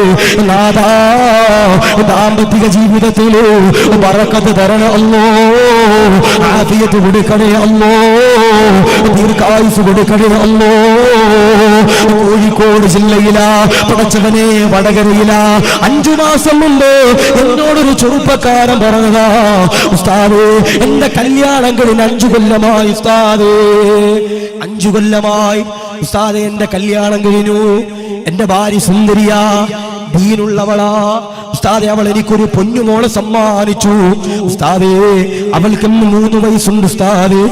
അല്ലാഹുവേ, പാവപ്പെട്ട ചെറുപ്പക്കാരൻ പറയുകയാ, ഒരു ദിവസം അതാ എന്റെ വീടിന്റെ ഉള്ളറയിൽ കിടപ്പറയിൽ ഞാനും എന്റെ ഭാര്യയും ഇരിക്കുമ്പോ മഗ്രിബ് കഴിഞ്ഞ സമയമാണ് ഉസ്താദ്. എന്റെ ഭാര്യയുണ്ടല്ലോ പെട്ടെന്നൊന്ന് ഛർദിച്ചു ഉസ്താദേ, പെട്ടെന്നൊന്ന് ഛർദിച്ചു ഉസ്താദേ. വായിൽ നിന്ന് ചോര വന്നു ഉസ്താദേ. പെട്ടെന്ന് തന്നെ വടകരയിലുള്ള ആശുപത്രിയിലേക്ക് ഞാൻ എന്റെ ഭാര്യയെ കൊണ്ടു ചെല്ലുമ്പോ ഡോക്ടർമാര് വിധിയെടുക്കുകയാ, ക്യാൻസറാണ് ഉസ്താദ്. അല്ലാഹുവേ, ക്യാൻസർ എന്ന രോഗം ഞങ്ങൾക്ക് നീ തരല്ലേ അല്ലാ, തരല്ലേ റബ്ബേ. കുടുംബം വിറ്റുകൊണ്ട് ചികിത്സിക്കേണ്ട ഒരു ഗതികേടി പാവങ്ങളാകുന്ന മലങ്കരയിലെ പാവങ്ങൾക്ക് കൊടുക്കല്ലേ അല്ലാ. ഡോക്ടർമാർ വിധി എഴുതുകയാ, കുടുംബം വിറ്റിട്ടാണെങ്കിലും എന്റെ ഭാര്യയെ തിരിച്ചു വേണമല്ലോ. തിരുവനന്തപുരം ജില്ലയിലേക്ക് കൊണ്ടു ചെല്ലുകയാ, RCCയിലേക്ക് എന്റെ ഭാര്യയെ കൊണ്ടു ചെല്ലുകയാ ഉസ്താദ്. എന്റെ ഭാര്യ ഞാൻ കീമോ ചെയ്തു ഉസ്താദേ. എന്റെ ഭാര്യയുടെ മുടിവല്ലാത്ത അഴകാ, എന്റെ ഭാര്യയുടെ മുടിവല്ലാത്ത കളറാ, അവൾ വല്ലാത്ത സുന്ദരിയാ. കീമോ ചെയ്യുമ്പോ എന്റെ ഭാര്യയുടെ മുടികളുണ്ടല്ലോ കൊഴിഞ്ഞുപോയി ഉസ്താദ്. ശരീരമുള്ള ഭാര്യയുണ്ടല്ലോ ക്ഷീണിച്ചു പോയി ഉസ്താദ്. 3 മാസം ട്രീറ്റ്മെന്റ് ചെയ്തു, 3 മാസം ട്രീറ്റ്മെന്റ് ചെയ്തു. അല്ലാഹുവേ, 3 മാസം ട്രീറ്റ്മെന്റ് ചെയ്തതിന് ശേഷം വടകരയിലുള്ള എന്റെ വീട്ടിലേക്ക് ആ ഭാര്യയുമായി കടന്നു വന്നു ഉസ്താദേ. 3 മാസം സന്തോഷത്തോടുകൂടി കടന്നുപോയി. ഒരു ദിവസം ഇതുപോലെ പാതിരാത്രിയിൽ എന്റെ ഭാര്യ വീണ്ടുമുണ്ടല്ലോ ചോര ഛർദിച്ചു ഉസ്താദ്. പെട്ടെന്ന് തന്നെ വടകരയുള്ള ആശുപത്രിയിലേക്ക് ഞാനതാ കൊണ്ടു ചെല്ലുമ്പോ ഡോക്ടർമാര് വിധി എഴുതുകയാ, നിവർത്തിയില്ല, രക്ഷയില്ല, സക്കറാത്തിന്റെ ഹാലാണ് ഉസ്താദ്. എന്റെ ഭാര്യയുടെ ചവിട്ടിലേക്ക് ഞാനതാ കടന്നു ചെല്ലുകയാ. എന്റെ ഭാര്യയ്ക്ക് ബോധമുണ്ട്, വേദന കൊണ്ട് കരയുകയാ. പെട്ടെന്ന് തന്നെ എന്റെ പൊന്നുമോൾക്ക് എന്റെ ഭാര്യതാ മുത്തം കൊടുക്കുകയാ. ഞാനുണ്ടല്ലോ എന്റെ ഭാര്യയുടെ തലയെടുത്ത് എന്റെ മടിയിലേക്ക് വെക്കുകയാ. എന്റെ ഭാര്യയുണ്ടല്ലോ എന്നോട് പറഞ്ഞ വാക്കെന്താ ഉസ്താദേ, എന്നെ വല്ലാതെ വേദനിപ്പിച്ചു ഉസ്താദേ. എന്റെ ഭാര്യയുണ്ടല്ലോ എന്നോട് പറഞ്ഞതെന്തെന്നറിയോ, ഇക്കാ 3 വയസ്സുള്ള നമ്മുടെ പ്രിയപ്പെട്ട പൊന്നുമോൾ ഒരാൾക്കും നിങ്ങൾ കൊടുക്കല്ലേ. ഞാനെങ്ങാനും മരിച്ചു കഴിഞ്ഞാൽ വേറെ ഒരു പെണ്ണിനെ നിങ്ങൾ കെട്ടിയാൽ നല്ല പോലെ നോക്കുന്നവളെ നിങ്ങൾ കെട്ടരേ ഇക്കാ. അവൾ ഒരാൾ പോലും വേദനിപ്പിക്കുന്നത് എനിക്ക് സഹിക്കാൻ കഴിയൂല.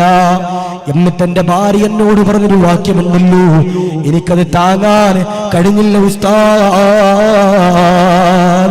എന്റെ ഭാര്യ എന്നോട് പറഞ്ഞതാ ഉസ്താദേ, എന്റെ ഭാര്യ എന്നോട് കരഞ്ഞുകൊണ്ട് പറഞ്ഞതാ, ജീവിച്ച് കൊതി തീർന്നില്ല ഇക്കാ, ജീവിച്ച് കൊതി തീർന്നില്ല ഇക്കാ, മരിക്കാൻ പേടിയാണ് ഇക്കാ, നിങ്ങളെ വിട്ടുകൊണ്ട് വിട പറയാതെ കഴിയുന്നില്ല ഇക്കാ. എനിക്ക് നാളെ ജന്നാത്തുൽ ഫിർദൗസിൽ നിങ്ങളെ വേണമെന്ന സാധുവായ സഹോദരി പറയുമ്പോ അല്ലാഹുവേ, ഭാര്യമാര് ജീവനാ. 6 കൊല്ലം കോഴിക്കോട് ചാലിയമെന്ന് പറയുന്ന സ്ഥലത്തിനാണ് ദർസ് ചെയ്യുമ്പോ എനിക്ക് ഭക്ഷണം നൽകിയ നഫീസ എന്ന് പറയുന്നൊരു സാധുവായ ഉമ്മയുണ്ട്. അല്ലാഹുവേ, ഖബറിലാണ് അല്ലാ. ആ ഉമ്മ വെന്റിലേറ്ററിൽ കിടക്കുമ്പോ ആ ഡോക്ടർമാരെന്നെ വിളിച്ചുകൊണ്ട് പറയുകയാ, ഉസ്താദേ, ഈ ഉമ്മയുടെ പ്രിയപ്പെട്ട ഭർത്താവിനെ മയ്യത്തൊന്ന് കാണിക്കണേ. ഉമ്മ മരിച്ചുപോയി ഉസ്താദേ, നിങ്ങൾക്ക് ഭക്ഷണം വിളമ്പി തന്ന ഉമ്മ മരിച്ചുപോയി. ഞാൻ ആ പ്രിയപ്പെട്ട 80 വയസ്സുള്ള വാപ്പയോട് ചെന്ന് പറഞ്ഞു, നമുക്ക് നമ്മുടെ ഉമ്മിച്ചാനെ ഒന്ന് കാണണ്ടേ. ഈ പ്രിയപ്പെട്ട പിതാവിന്റെ കൈ പിടിച്ചുകൊണ്ട് വെന്റിലേറ്ററിലേക്ക് ഞാൻ കൊണ്ടുപോകുമ്പോ വെന്റിലേറ്റർ കാണുമ്പോ, മക്കള് കരയുന്നത് കാണുമ്പോ, എന്റെ കണ്ണിങ്ങനെ നിറയുന്നത് കാണുമ്പോ ആ പ്രിയപ്പെട്ട പിതാവ് കരഞ്ഞുകൊണ്ട് പറയാ, ഉസ്താദേ, ആശിക്കേ, എനിക്ക് കാണണ്ട ആശിക്കേ, എനിക്കെന്റെ ഭാര്യയുടെ മയ്യത്ത് എനിക്ക് കാണണ്ട, അവള് മരിച്ചു കിടക്കുന്നതെനിക്ക് താങ്ങാൻ കഴിയൂല. ഞാനിങ്ങനെ വലിച്ചു പിടിച്ചുകൊണ്ട് വെന്റിലേറ്ററിന്റെ അകത്ത് കൊണ്ടുപോയി. ഞാനും ആ പ്രിയപ്പെട്ട പിതാവി ഉമ്മയുടെ ചാരത്ത് നിൽക്കുമ്പോ ഈ ഉപ്പ ഇങ്ങനെ കരയുകയാ, ഉപ്പ ഇങ്ങനെ സങ്കടപ്പെടുകയാ. ഡോക്ടർമാരിങ്ങനെ വന്നുകൊണ്ട് പറയുകയാ, ഉസ്താദ് ഈ മയ്യത്തൊന്ന് പൊതിയണമല്ലോ, ഈ ജനാസയൊന്ന് പൊതിയണമല്ലോ, ഈ വാപ്പയെ നിങ്ങൾ പുറത്തേക്കൊന്ന് ഇറക്കണമെന്ന് പറയുന്നു. ഞാനാ പിതാവിന്റെ കൈ പിടിച്ചുകൊണ്ട് പറയുകയാ, വീട്ടിലേക്ക് പോകാമല്ലോ, ജനാസ വീട്ടിലേക്ക് കൊണ്ടുവരുമല്ലോ, ഉമ്മയുടെ ജനാസ നമുക്ക് കാണാമല്ലോ. ആ സമയത്ത് ആ പ്രിയപ്പെട്ട വാപ്പ പറയുകയാ, ആശിക്കേ എനിക്കൊരു കാര്യം എന്റെ ഭാര്യയോട് പറയണം, എന്റെ ഭാര്യയുടെ ജനാസയോട് എനിക്കൊരു കാര്യം പറയണം. ഞാൻ പറഞ്ഞു, എന്താ പറയാനുള്ളത്? ആ പ്രിയപ്പെട്ട വാപ്പ കരന്നുകൊണ്ട് പറയുകയാ, അത് സ്വകാര്യമാ, അത് സ്വകാര്യമാ. ഞാൻ ആ പ്രിയപ്പെട്ട പിതാവിന്റെ കൈ ഇങ്ങനെ വിട്ടുകൊടുക്കുമ്പോ, അല്ലാഹുവേ, ആ ഉമ്മയുടെ ജനാസയുടെ ചാരത്തേക്ക് ആ പിതാവ് കടന്നു വരികയാ. എന്നിട്ട് ചെവിയിലേക്ക് ഇങ്ങനെ ചേർത്ത് വെക്കുകയാ. എന്നിട്ടതാ പറയുകയാ, എന്റെ കൂടെ ഇത്ര കൊല്ലം നീ ജീവിച്ചല്ലോ, എന്റെ കൂടെ സന്തോഷത്തിലും സങ്കടത്തിലും നീ എന്റെ കൂടെ ജീവിച്ചല്ലോ, എന്റെ കൂടെ എല്ലാ യാതനകളും നീ എന്റെ കൂടെ ജീവിച്ചല്ലോ, 6 മക്കളെ എനിക്ക് തന്നല്ലോ, നീ എനിക്ക് പൊരുത്തമാ, നീ എനിക്ക് പൊരുത്തമാ, നിന്നെ എനിക്ക് വിടാൻ കഴിയുന്നില്ല. എന്റെ ഭാഗത്ത് നിന്ന് എന്തെങ്കിലും നിനക്ക് സംഭവിച്ചു പോയിട്ടുണ്ടെങ്കിൽ എന്നോട് പൊറുക്കണേ നഫീസ, എന്നോട് പൊറുക്കണേ നഫീസ എന്ന് പറഞ്ഞിട്ടാ ഉമ്മയുടെ നെറ്റിത്തടത്തിൽ മുത്തം കൊടുക്കുകയാ. എന്നിട്ടാ ഉമ്മയോട് ചെവിയിൽ പറയുകയാ, അസ്സലാമു അലൈക്കും യാ നഫീസ, ജന്നാത്തുൽ ഫിർദൗസിൽ നമുക്ക് ഒരുമിക്കണമെന്ന് പറയുന്നു. ഭാര്യ മരിച്ചവരെ, ഭാര്യ വിട പറഞ്ഞു പോയവരെ, അല്ലാഹുവിന്റെ റസൂൽ കരഞ്ഞുകൊണ്ട് പറയുകയാ, ഈ മാല ആരുടെതെന്നറിയോ? ഇതെന്റെ ഭാര്യ ഖദീജയുടെ മാലയാ. ഖദീജ ബീവി വിട പറയാൻ പോയപ്പോ ഖദീജ ബീവി പറഞ്ഞു ഫാത്തിമയോട്, ഫാത്തിമ, ഒരുപാട് സമ്പത്ത് എനിക്ക് അല്ലാഹു തന്നു, അത് മുഴുവനും ദീനിനു വേണ്ടി കൊടുത്തു. എന്റെ കയ്യില് വേറെ ഒന്നും നിനക്ക് തരാനില്ല, ഈ മാല മാത്രമാണ് നിനക്ക് തരാനുള്ളതെന്ന് ഖദീജ ബീവി റളിയല്ലാഹു അൻഹാ ലോകത്തിന്റെ പ്രവാചകന്റെ പൊന്നുമോള് ഫാത്തിമയോട് പറഞ്ഞു. ആ മാലയാണ് ഒരു യാചകന് വേണ്ടി ഊരിക്കൊടുത്തതെന്ന് ചരിത്രം പറയുമ്പോ, അലിയാർ തങ്ങൾ പട്ടിണി കിടന്നിട്ടുണ്ട്. റസൂലുള്ള ഫാത്തിമ ബീവിയുടെ വീട്ടിൽ വരുമ്പോ ഹസനും ഹുസൈനും മുലപ്പാല് കുടിക്കാനില്ലാതെ കരയുകയാ. അള്ളാന്റെ റസൂൽ ഫാത്തിമ ബീവി വിളിച്ചിട്ട് ചോദിച്ചു, ഫാത്തിമ, കരയും ഈ ഹസനും ഹുസൈനും മുലപ്പാല് കൊടുക്കാത്തതെന്തേ? ലോകത്തിന്റെ പ്രവാചകന്റെ പൊന്നുമോള് പറഞ്ഞു, നബിയേ, ഞാൻ മരുന്ന് കഴിച്ചിട്ട് ദിവസങ്ങളായി, ഞാൻ ഭക്ഷണം കഴിച്ചിട്ട് ദിവസങ്ങളായി, നല്ലൊരു ആഹാരം കഴിച്ചിട്ട് ദിവസങ്ങളായി, എന്റെ മാറിലേക്ക് എന്റെ മക്കള് വന്നുകൊണ്ട് മുലപ്പാല് കുടിക്കാൻ നോക്കുമ്പോ എന്റെ മാറിൽ നിന്ന് പാല് വരുന്നില്ല നബിയേ, ചോരയാണ് വരുന്നത് നബി എന്ന് ഫാത്തിമ ബീവി പറയുമ്പോ, ആ സമയത്ത് പോലും ഊരിക്കൊടുക്കാത്ത മാല ഒരു പാവപ്പെട്ട യാചകന് വേണ്ടി ഊരിക്കൊടുത്തെന്ന് പറയുമ്പോ, ഞാൻ നിങ്ങളോട് പറയാ, ഈ പള്ളിക്ക് വേണ്ടി 1 രൂപയെങ്കിലും നീ സദഖ കൊടുത്തിട്ടുണ്ടെങ്കിൽ, ഈ പള്ളിക്ക് വേണ്ടി ഒരു സ്വർണ്ണമോതിരെങ്കിലും നിങ്ങൾ സദഖ കൊടുത്തിട്ടുണ്ടെങ്കിൽ എഴുതി വെച്ചോ, എഴുതി വെച്ചോ. നാളെ മരിക്കുമ്പോ ഈമാനോടെ മരിക്കുന്ന വിഭാഗം നിങ്ങളാണെന്ന് ഹബീബിന മുഹമ്മദ് മുസ്തഫ സല്ലല്ലാഹു അലൈഹി വസല്ലം. അല്ലാഹുവേ, ഈ മനോഹരമാകുന്ന തല ഉയർത്തിപ്പിടിച്ച് നിൽക്കുന്ന ഈ പള്ളിക്ക് വേണ്ടി സദഖ കൊടുത്ത സാധുക്കളെ റഹ്മാനെ സ്വീകരിക്കണേ അല്ലാ, കബൂലാക്കണേ അല്ലാ, റാഹത്തിലാക്കണേ അല്ലാ. അപ്പൊ ഞാൻ പറയാ, ഈ ദുനിയാവിലെ ഏറ്റവും വലിയ വിജയ്, മലങ്കരയിലെ ഏറ്റവും വലിയ വിജയ് ലാ ഇലാഹ ഇല്ലല്ലാഹ് ചൊല്ലി മരിക്കുന്നവരാ. അല്ലാഹുവേ, സ്വീകരിക്കണേ റബ്ബേ, കബൂലാക്കണേ റഹ്മാനെ. അത് ചെയ്യണമെങ്കിൽ, മരിക്കുമ്പോൾ ഈമാനോടെ മരിക്കണമെങ്കിൽ 4 കാര്യങ്ങൾ നിങ്ങൾ ചെയ്യണം. 1, ആരെങ്കിലും ഒരാൾ ഖുർആൻ ഓതിയാൽ അവര് നല്ല രീതിയിൽ മരിക്കും.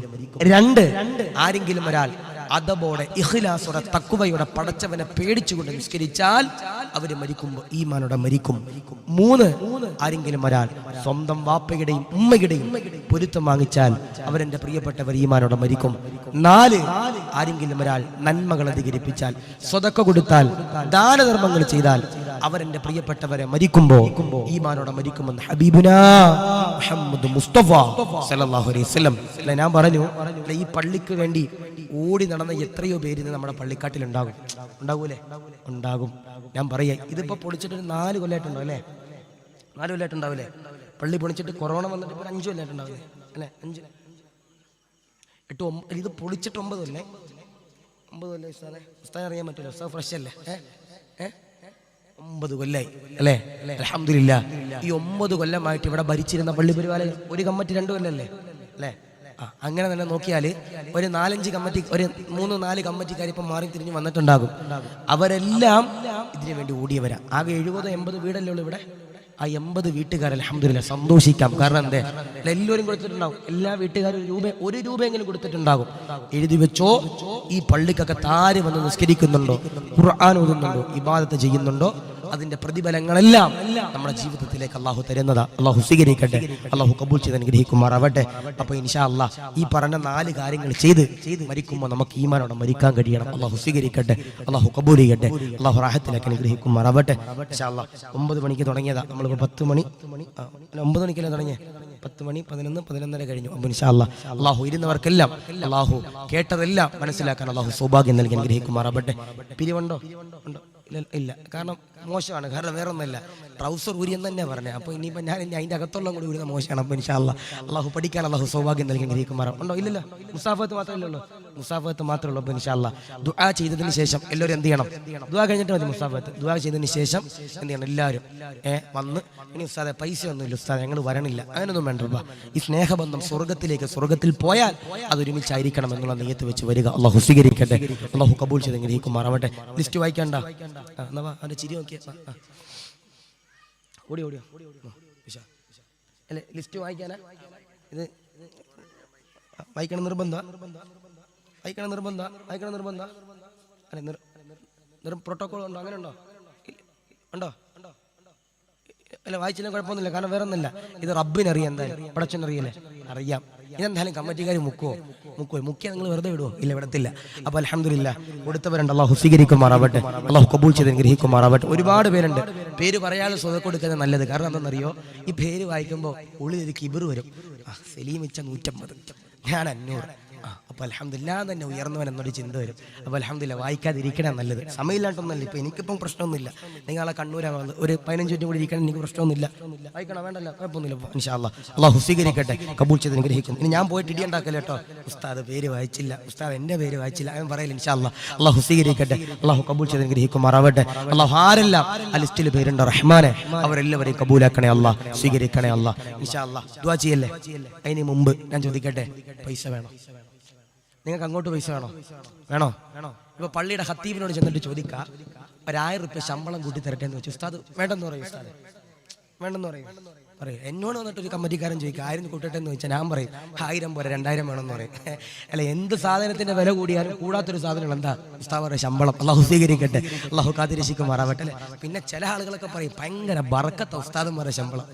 എന്നോട്, ഞാനൊരു പള്ളിയിൽ ജോലി ചെയ്യുമ്പോൾ എന്നോട് വന്നിട്ട് അവിടുത്തെ ഒരു സെക്രട്ടറി വന്നിട്ട് പറഞ്ഞു, ഉസ്താദിന്റെ ശമ്പളത്തിൽ ഭയങ്കര ബറക്കത്താ. അതെന്തേ? ഉസ്താദിന് ആകെ ഇത്ര രൂപ ശമ്പളം ഉണ്ട്, ഉസ്താദിന് വണ്ടിയുണ്ട്, ഉസ്താദിന്റെ വണ്ടിക്ക് എണ്ണയും ഫുൾ ടാങ്കാണ്, ഉസ്താദ് എപ്പോഴും അങ്ങോട്ടും ഇങ്ങോട്ടും ഓടിച്ചാടി നടക്കുന്നുണ്ട്. ഞാൻ പറഞ്ഞു ഭയങ്കര ബറക്കത്തായിരിക്കും. അപ്പൊ ഞാൻ പറഞ്ഞു, ഒരു കാര്യം ചെയ്യും, എനിക്ക് തരുന്ന 2005 നോട്ട് നിങ്ങൾ എടുത്തോ, എന്നിട്ട് നിങ്ങളുടെ ശമ്പളം എനിക്ക് തന്നാൽ മതി. ഇൻഷാ അല്ലാഹ്. അല്ലേ, തമാശ പറയട്ടെ. ഇൻഷാ അല്ലാഹു കബൂൽ ചെയ്യട്ടെ, അല്ലാഹു സ്വീകരിക്കുമാറാവട്ടെ. അല്ലേ, ഞാൻ പറയണത് നമ്മുടെ പള്ളിയിൽ ഉസ്താദിനെയൊക്കെ സ്നേഹിക്കണം, സഹായിക്കണം. അൽഹംദുലില്ലാഹ് പള്ളി മാറുമ്പോൾ പള്ളിയുടെ ഖത്തീബും മാറാൻ പാടില്ല. അതൊരു പോയിന്റ്. പള്ളിയുടെ മിഹ്റാബും ചില പള്ളിയിലൊക്കെ ഉണ്ട്. അല്ലാഹുവേ, പഴയ പള്ളിയാകുമ്പോൾ പഴയ ഖത്തീബ്, പുതിയ പള്ളി വരുമ്പോൾ പുതിയ ഖത്തീബ്. അപ്പൊ അങ്ങനെ ആകാൻ പാടില്ല. ഇൻഷാ അല്ലാഹ് അല്ലാഹു ഉസ്താദിന്റെ ഖിദ്മത്തുകളെല്ലാം അല്ലാഹു സ്വീകരിക്കട്ടെ, അല്ലാഹു കബൂൽ ചെയ്ത് അനുഗ്രഹിക്കുമാറാവട്ടെ. അപ്പോൾ ഇവിടുത്തെ പള്ളി കമ്മിറ്റിക്കാരോട് വന്നിട്ട് ഒരു അറബി വന്നിട്ട് പറയാ, പള്ളി പണിയാൻ കുറച്ച് പൈസ തരട്ടെ. സെക്രട്ടറി അടുത്ത് വന്നിട്ട് ചോദിക്കാം, ഒരു ഗൾഫുകാരൻ ഒരു അറബി വന്നിട്ട് പറയാ, സെക്രട്ടറി പള്ളിക്കകത്ത് നമുക്ക് അൽഹംദുലില്ലാഹ് മിഹ്റാബ് സെറ്റ് ചെയ്യണം, അതിന് 7 ലക്ഷം രൂപ വേണം, അത് ഞാൻ തരാമെന്ന് അറബി പറഞ്ഞാൽ സെക്രട്ടറി വേണ്ടെന്ന് പറയോ? 2 കൈ നീട്ടിട്ട് മേടിക്കൂലേ? കാരണം എന്തേ? അത് പള്ളിക്ക. ഒരാൾ വന്നിട്ട് നിങ്ങളുടെ നാട്ടുകാരോട് പറയാ, എല്ലാവർക്കും ഒരു 2000 രൂപയുടെ കിറ്റ് വെച്ച് തരട്ടെ. നമ്മളൊക്കെ പറയണം എന്താ? തന്നോ, കുഴപ്പമില്ലെന്നേ പറയൂ. എന്നാൽ സമ്പത്ത് വേണം. എല്ലാവരും പറയും സമ്പത്ത് വേണം എന്ന് പറയും. പക്ഷേ എങ്ങനത്തെ സമ്പത്ത് വേണം? ബറക്കത്തുള്ള സമ്പത്ത് വേണം. പാവപ്പെട്ടവനായിരിക്കാം, പക്ഷേ പള്ളിക്ക് കൊടുക്കുന്നവൻ അവനായിരിക്കും. അല്ലേ, എന്നോടൊരു പള്ളിയുടെ റിസീവർ പറഞ്ഞതാ. ഓരോ പള്ളിക്ക് റിസീവർമാരുണ്ടാകും, മാസപിരിവ് ഇവരുണ്ട്. അങ്ങനെയൊന്നും ഇല്ല ഇവിടെ. അതിനും കൂടെ വെച്ച ശമ്പളം കൊടുക്കാൻ ഉണ്ടാവില്ല. ഞാൻ ജോലി ചെയ്യുന്ന സ്ഥലത്ത് അവിടെ റിസീവർ ഉണ്ടായിരുന്നു, പള്ളിയുടെ മാസപിരിവ് ഇരിക്കാൻ. അദ്ദേഹം പറഞ്ഞ, ഉസ്താദേ, ഞാനൊരു വീട്ടിൽ കയറി ചെന്നപ്പോൾ ഒരു പെണ്ണ് പറഞ്ഞതാ, പിരിവുകാരൻ വരുന്നുണ്ട്. എന്താ പറഞ്ഞേ? പിരിവുകാരൻ വരുന്നുണ്ട്. അങ്ങനെ ഞാൻ കയറി ചെന്നു. ഉസ്താദേ, കയറി ചെന്നപ്പോൾ 2 പേര് അവിടെ നിൽക്കുന്നുണ്ട്. ഒന്ന് കേബിൾ TV കാരൻ, ഒന്ന് KSCB. ഉസ്താദേ, മൂന്നാമത്തെ ആള് ഞാനാ. KCB കാരനും ഇലക്ട്രിക് ഓഫീസിനും TV-ക്കും ആ സഹോദരി കറക്റ്റ് പൈസ കൊടുത്തു. ഉസ്താദന്മാരെ ശമ്പളം കൊടുക്കാൻ 250 രൂപ മാസം തരണമെന്ന് പറഞ്ഞപ്പോൾ താത്ത പറയാ പൈസ ഇല്ല. എന്താ പറഞ്ഞ പൈസ ഇല്ല. അല്ലാഹു നൽകട്ടെ, അല്ലാഹു കാത്തിരക്ഷിക്കട്ടെ. പക്ഷെ പാവപ്പെട്ടവനായിരിക്കാം, നമ്മുടെ നാട്ടിൽ കൃഷി ചെയ്യുന്ന സാധുവായിരിക്കാം, ഏതെങ്കിലും കൃഷിയിടത്ത് പോയിട്ട് ഈ എന്താ പറയണ പിക്കാസി എടുത്ത് കിളക്കുന്നവനായിരിക്കാം. ഓനായിരിക്കും ചിലപ്പോൾ എല്ലാ മാസം 500 രൂപയും പള്ളി കൊടുക്കണേ അല്ലേ. അപ്പൊ സമ്പത്തിന് കാര്യമൊന്നുമില്ല, ബറക്കത്തുള്ള സമ്പത്ത് വേണം അല്ലേ. എന്നോട് ഒരാൾ പറഞ്ഞ ഉസ്താദ് 80,000 രൂപ എനിക്ക് ശമ്പളമുണ്ട്, 40,000 രൂപ എല്ലാ മാസവും ഞാൻ ഓരോ ഹോസ്പിറ്റലുകളിലേക്ക് ചെലവഴിക്കുന്നവനാണ് ഉസ്താദെ.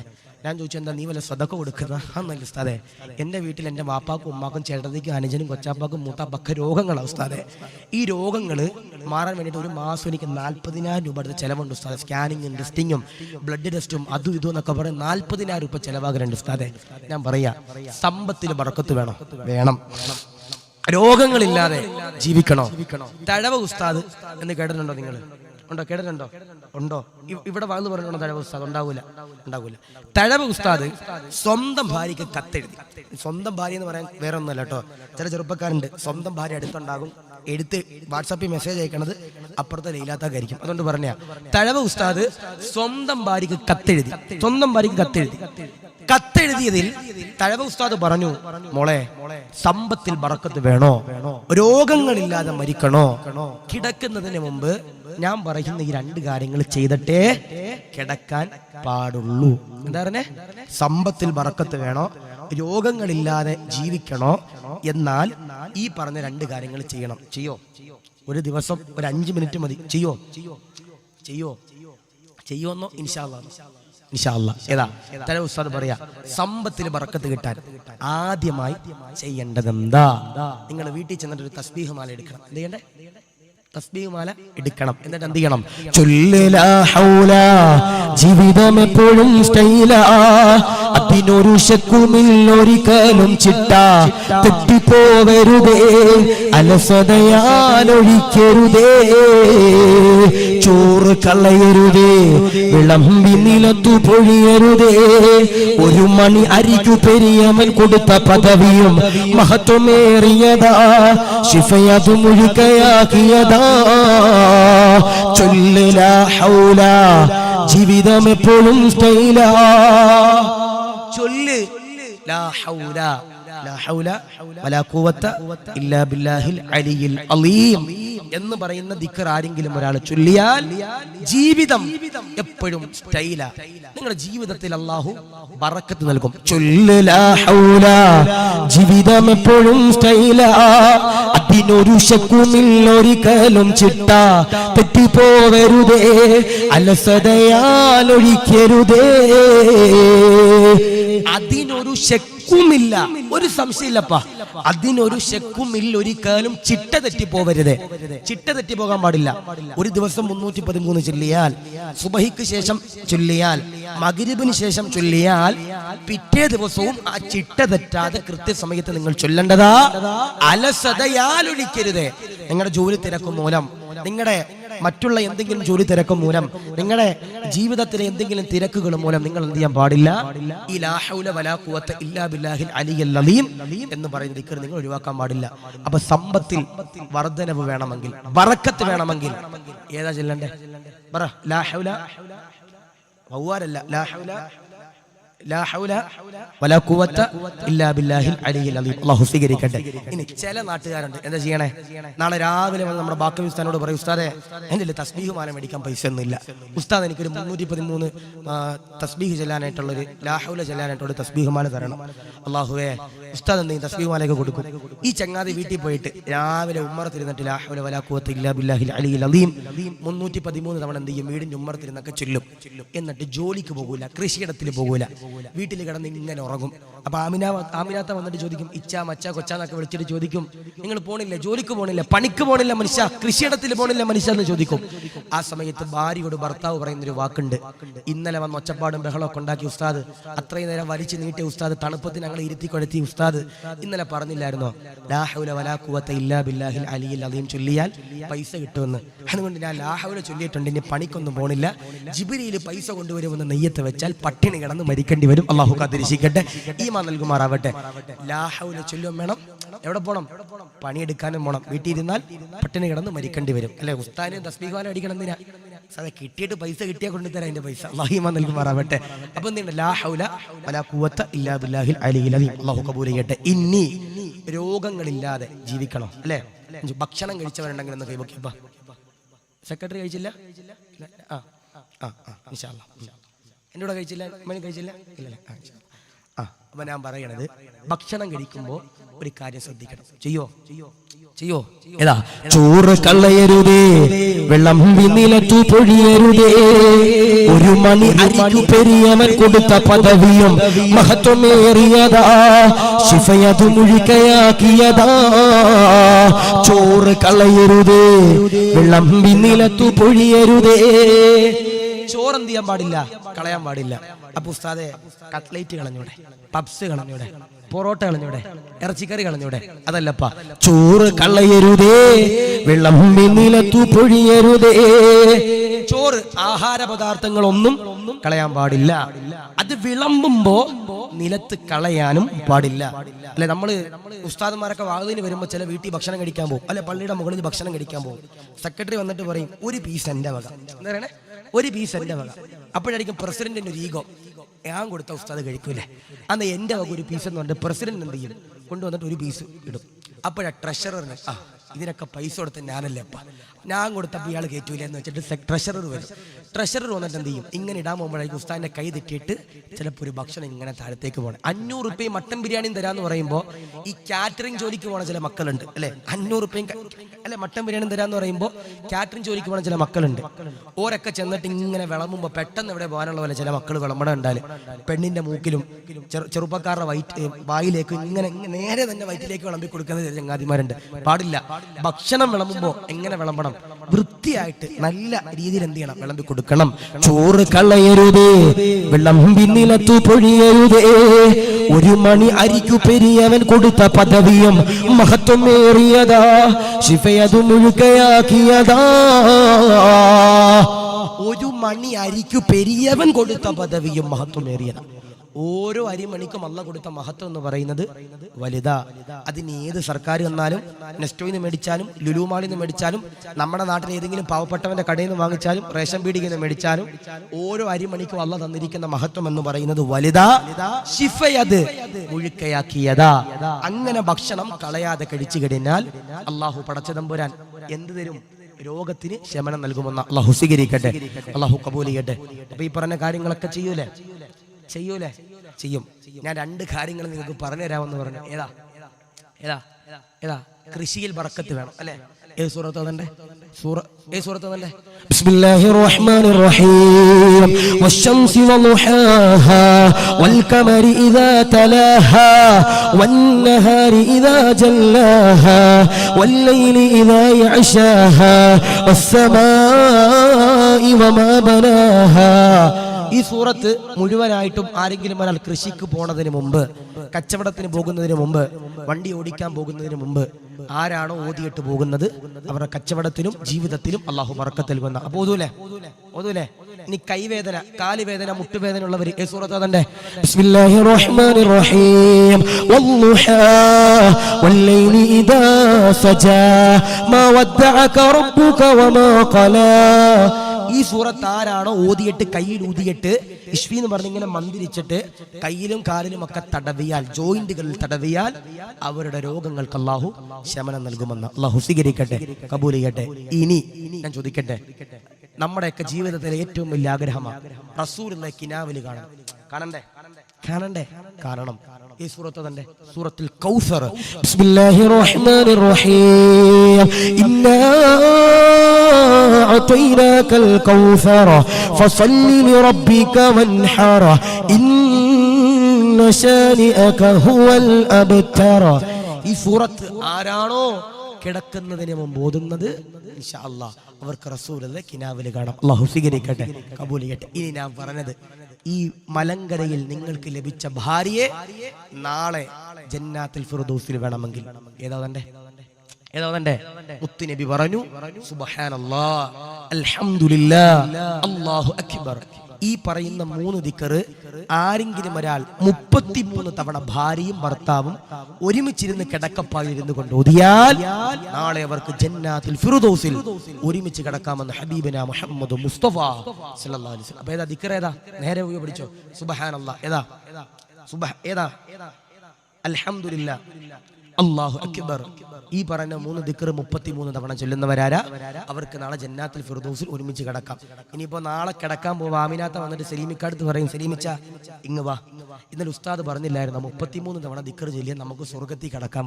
ഭാര്യയ്ക്ക് വല്ലാത്ത പ്രതീക്ഷ, ഇക്കിച്ചാക്കനെ തൃപ്തിയാ. അങ്ങനെ ഇക്കാനെ ഇരുത്തിയിട്ട് പറഞ്ഞു കൊടുക്കും, ചെല്ലിക്ക സുബ്ഹാനല്ലാഹ്. ഇക്ക 33 ചെല്ലൂല, 31 ചെല്ലൂ. അല്ലാഹു കാത്തിരിക്കട്ടെ അല്ലേ? അൽഹംദുലില്ലാഹ് പറഞ്ഞു കൊടുക്കും. അൽഹംദുലില്ലാഹ് ചൊല്ലിക്കൊടുക്കുമ്പോൾ ചില അക്ഷരങ്ങളൊക്കെ ചിലപ്പോൾ എന്ത് ചെയ്യും, ഭർത്താവ് മുക്കാൻ സാധ്യതയുണ്ട്. കാരണം എന്തേ, ഇവിടെ തന്നെ സ്വസ്ഥതയില്ല, നാളെ അവിടെ സ്വസ്ഥത ഇല്ലാതിരിക്കാൻ വേണ്ടി അല്ലാഹു കാത്തിരിക്കട്ടെ. അല്ലാഹു ഈമാൻ നൽകുമാറാവട്ടെ. അപ്പോൾ ഇരുന്നവർക്കെല്ലാം അല്ലാഹു ഖൈറിന്റെ കവാടങ്ങൾ അല്ലാഹു തുറന്നു കൊടുത്ത് അനുഗ്രഹിക്കുമാറാവട്ടെ. മനസ്സിലായില്ല? അപ്പോൾ എല്ലാം മനസ്സിലായില്ല? ഇനി മനസ്സിലാകാത്തവരുണ്ടെങ്കിൽ കൈവയ്ക്കപ്പ ആരെങ്കിലും ഉണ്ടോ? നാളെ പറയരുത് ഉസ്താദൊന്നും പറഞ്ഞില്ല. ഈ തണുപ്പത്ത് ഇത്രയും 9 മണിക്ക് തുടങ്ങിയല്ലേ നമ്മള്? 10, 11 കറക്റ്റ്. എൻ്റെ വാച്ചി 12 മണി. അല്ലാഹു സ്വീകരിക്കട്ടെ. അല്ലാഹു കബൂൽ ചെയ്ത് അനുഗ്രഹിക്കുമാറാവട്ടെ. അല്ലാഹു റാഹത്തിലേക്ക് അനുഗ്രഹിക്കുമാറാവട്ടെ. ഇനിയൊന്നുമില്ലല്ലോ. ഇനി ഒരു സങ്കടമുണ്ട് അത് കണ്ടിട്ട്. ആ പള്ളിയുടെ ആ മിഹ്റാബും കൂടി ഒന്ന് ശരിയാക്കണം കേട്ടോ. കമ്മിറ്റി എന്തോ ആരെങ്കിലുമൊക്കെ മുമ്പിൽ കാസർഗോഡൊക്കെ ഇനി റമദാനൊക്കെ ഒരുപാട് പേർക്ക് സക്കാത്തൊക്കെ കൊടുക്കണ്ടാവും, ഒരുപാട് പേർക്ക് പൈസയൊക്കെ കൊടുക്കുന്നവരുണ്ടാവും. അവിടെയൊക്കെ ചെന്നിട്ട് ചോദിക്കും. നിങ്ങൾ ഒരിക്കലും നാണം വിചാരിക്കേണ്ട ആവശ്യമൊന്നുമില്ല. നമ്മുടെ പള്ളി സെക്രട്ടറിയുടെ വീട്ടിൽ അല്ല, പ്രസിഡന്റിന്റെ വീട്ടിലോട്ട് അല്ല, ഉസ്താദിന്റെ വീട്ടിലോട്ട് അല്ല, എൻ്റെ വീട്ടിലോട്ട് അല്ല, ഇത് നമ്മുടെ പള്ളിക്കാണ്. അപ്പൊ അതും കൂടി ഒന്ന് ശരിയാക്കിയാൽ അൽഹംദുലില്ലാഹ് നല്ല വൃത്തിയുള്ള ഒരു പള്ളിക്കകമായി മാറും. അല്ലാഹു സ്വീകരിക്കട്ടെ. പിന്നെ AC വെക്കണം അല്ലേ? കാലം മാറുന്നതോറും AC ഒക്കെ വെക്കണം. റമദാനിലൊക്കെ ചില ചെറുപ്പക്കാർ AC ഉള്ള പള്ളിയിലേ പോകും. ഇങ്ങനെ AC ഉള്ള പള്ളിയിലേ പോകും. ഇപ്പൊ നമ്മളിപ്പോൾ ഒരു ഉസ്താദന്മാരെ പള്ളിയിലേക്ക് എടുക്കുമ്പോൾ ഇങ്ങനെ ഒരു നിബന്ധനയൊക്കെ വെക്കും. നല്ല ശബ്ദം വേണം, നല്ല ഖിറാഅത്ത് വേണം, നല്ല ഓത്ത് വേണം, നല്ല പ്രസംഗം വേണം, പൊക്കം വേണം, താടി വേണം, ശരീരം വേണം, ശമ്പളം 12,000. അല്ലാഹു കാത്തിരക്ഷിക്കുമാറാവട്ടെ.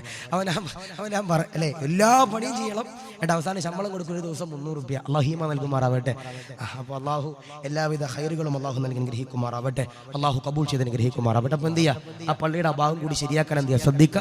പള്ളിയുടെ മുകളിൽ എന്തായാലും ഇത്രയായി, ഇനി എന്തായാലും ഒന്ന് നനഞ്ഞു, ഇനി കുളിച്ചും കൂടി അങ്ങോട്ട് ഇറങ്ങാം. അപ്പൊ എന്ത് ചെയ്യാ, ആ പള്ളിയുടെ മുകളും കൂടി ശരിയാക്കാൻ പറ്റിയ എന്ത് ചെയ്യാ, ശരിയാക്കാം. അല്ലാഹു സ്വീകരിക്കട്ടെ.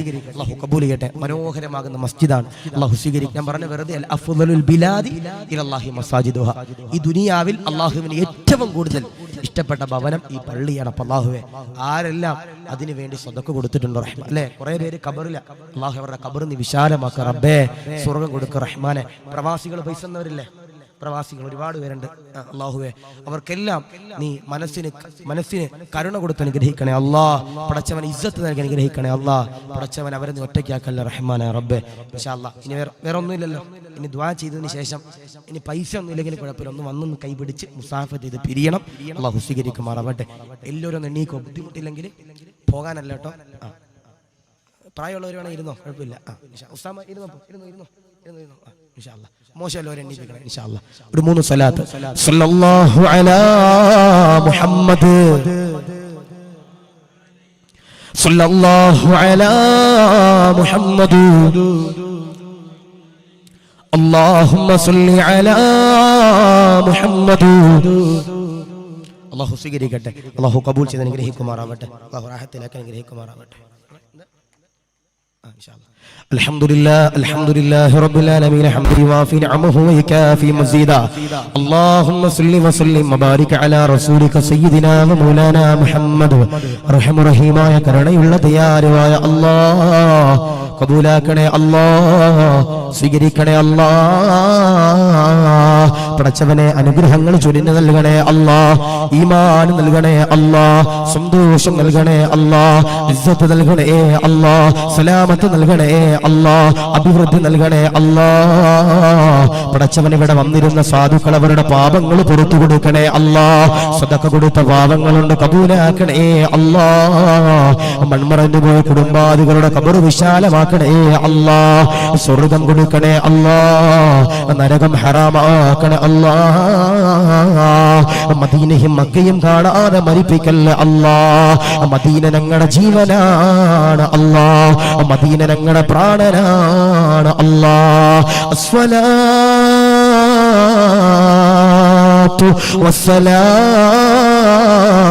والسلام عليك يا رسول الله الصلاة والسلام عليك يا حبيب الله الصلاة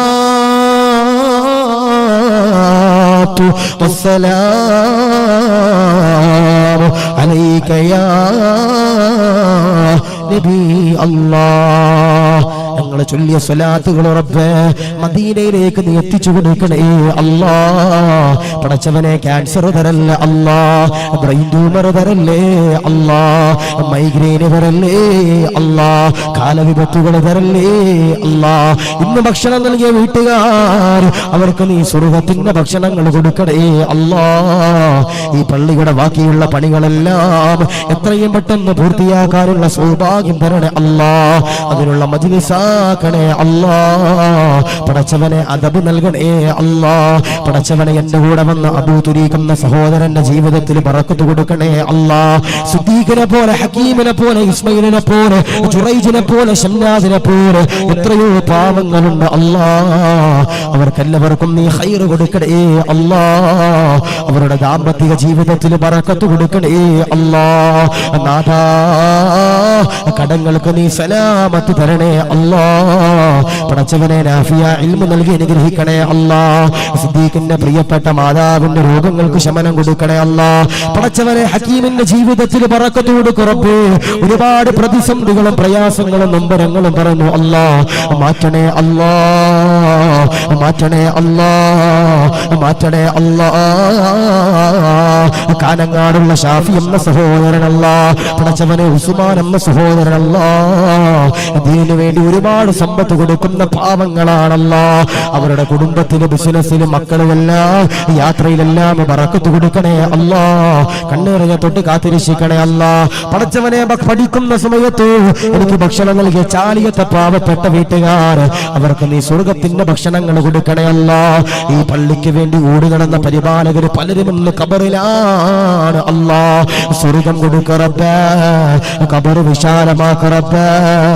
ഇതിനു വേണ്ടി ഓടി നടക്കുന്നതിന്റെ വോളണ്ടിയർമാർ അവിടെ പരലോകത്ത് നീ ഓട്ടം കുറച്ചു കൊടുക്കണേ അല്ലാ ഇവിടുത്തെ ഉസ്താദന്മാരെ സ്വീകരിക്കണേ റബ്ബേ പാവങ്ങളാ റബ്ബേ ഇവിടുത്തെ മഹലിന്റെ നാട്ടുകാർ റഹ്മാനെ അവരിൽ പലരും കൃഷിക്കാരാണ് അല്ലാ പലരും പ്രവാസികളാണ് അല്ലാ ബറക്കത്ത് കൊടുക്ക റബ്ബേ സന്തോഷം കൊടുക്കണേ അല്ലാ പടച്ചവനെ കസേര ഇട്ടവര് സ്റ്റേജ് ഇട്ടവര് മൈക്ക് ഓപ്പറേറ്റ് ചെയ്തവര് പടച്ചവനെ ലൈവ് ചെയ്തവര് ലൈവിലൂടെ വയല് കേട്ടവര് അല്ലാഹുവേ ഇതിനു വേണ്ടി ഓടി നടന്നു നിന്റെ പരിപാലകര് ഇതിന്റെ വോളണ്ടിയർമാര് പോസ്റ്റർ അടിച്ചവര് ഫ്ലക്സ് അടിച്ചവര് ഉസ്താദന്മാരെ വിളിച്ചവര് ക്ഷണിച്ചവര് എല്ലാവരെയും നാദാ കബൂലാക്കണേ അല്ലാ സ്വീകരിക്കണേ അല്ലാ റാഹത്തിലാക്കണേ അല്ലാ പടച്ചവനെ ഈ വിനീതന്റെ പാവപ്പെട്ട മാതാപിതാക്കൾ രോഗങ്ങളുള്ളവരാണ് ശമനം കൊടുക്കേ റബ്ബേ ആഫിയത്ത് കൊടുക്കണേ റബ്ബേ പെങ്ങളുടെ കല്യാണം ഖൈറിലാക്കണേ അല്ലാ വീടിന്റെ പണികളെല്ലാം എളുപ്പത്തിലാക്കണേ അല്ലാ ഈ വിനീതന്റെ പ്രിയപ്പെട്ട ഗുരുനാഥൻ ബഹുമാനപ്പെട്ട മുസ്തഫ ശറഫി ഉസ്താദ് അടക്കമുള്ള പണ്ഡിതന്മാർ എല്ലാവർക്കും ഖൈർ കൊടുക്കണേ അല്ലാ പടച്ചവനെ ഈ നാട്ടുകാരിൽ ഐക്യം കൊടുക്കണേ അല്ലാ ഇവർ ഈ പള്ളി പണിതത് ഒത്തൊരുമയിലാണ് അത് നിലനിർത്തണേ റബ്ബേ നിലനിർത്തണേ അല്ലാ സ്വീകരിക്കണേ അല്ലാ പടച്ചവനെ മക്കളില്ലാത്ത പാവങ്ങളുണ്ട് റഹ്മാനെ അവർക്ക് നീ ഖൈറായ മക്കളെ കൊടുക്കണേ അല്ലാ പടച്ചവനെ ഇനി നാളെയും മറ്റന്നാളും വഅദ് പറയുന്ന ഉസ്താദന്മാർ അവർക്കെല്ലാവർക്കും ശബ്ദം നിലനിർത്തണേ അല്ലാ അവരുടെയും ഞങ്ങളുടെയും ഇൽമിൽ ബറക്കത്ത് തരണേ അല്ലാ പടച്ചവനെ ഞങ്ങളുടെ ദുആക്ക് ഇജാബത്ത് തരണേ അല്ലാ അല്ലാഹുമ്മ ബാരിക് ലനാ ഫി റജബിൻ വശഅബാൻ വബല്ലിഅനാ റമളാൻ അല്ലാഹുമ്മ വഫിഖ്നാ ഫീഹി ലിസിയാമി വൽ ഖിയാമി വതിലാവത്തിൽ ഖുർആൻ ഇവിടെ ഇരിക്കുന്ന പാവങ്ങള് പ്രായമുള്ളവർ ഉമ്മമാര് പെങ്ങന്മാര് സഹോദരന്മാര് സഹോദരിമാര് ചെറിയ മക്കള് ഗർഭിണിമാര് രോഗങ്ങളുള്ളവര് എല്ലാവരെയും നാദാ നാളെ സ്വർഗത്തിൽ ഒരുമിപ്പിക്കണേ അല്ലാ. ഞങ്ങളുടെ ആഖിബത്ത് നന്നാക്കണേ അല്ലാ. ഇത് ഞങ്ങളുടെ അവസാനത്തെ മജ്‌ലിസാക്കല്ല റബ്ബേ, ഇത് ഞങ്ങളുടെ അവസാനത്തെ മജ്‌ലിസാണെങ്കിൽ ഞങ്ങളുടെ തൗബയായി കബൂലാക്കണേ അല്ലാ. വേറൊരു വണ്ടിയുമായി ഇടിച്ചുകൊണ്ട് അപകടപ്പെടുന്ന ഒരവസ്ഥ തരല്ല റബ്ബേ. പോസ്റ്റ്മോർട്ടം ചെയ്യേണ്ട ഒരു ഗതികേട് വരുത്തല്ല അല്ലാ. ദുആക്ക് നീ ഇജാബത്ത് തരണേ അല്ലാ. اللهم إنا نسألك بحق سيدنا മുസ്തഫ മുഹമ്മദിന് ഇസ്മയിൽ എന്ന സഹോദരന്റെ പ്രിയപ്പെട്ട പൊന്നുമോന്റെ ഹൃദയത്തിലുള്ള പ്രതിസന്ധികൾ മാറ്റിക്കൊടുക്കണേ അല്ലാ.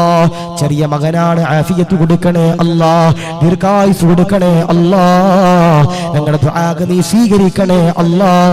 اللهم إنا نسألك بحق سيدنا مصطفى محمد وآل سيدنا محمد وصحاب سيدنا محمد وأولاد سيدنا محمد وذريات سيدنا محمد برحمتك يا أرحم الراحمين. والحمد لله رب العالمين بفضل صلى الله على محمد صلى الله على محمد.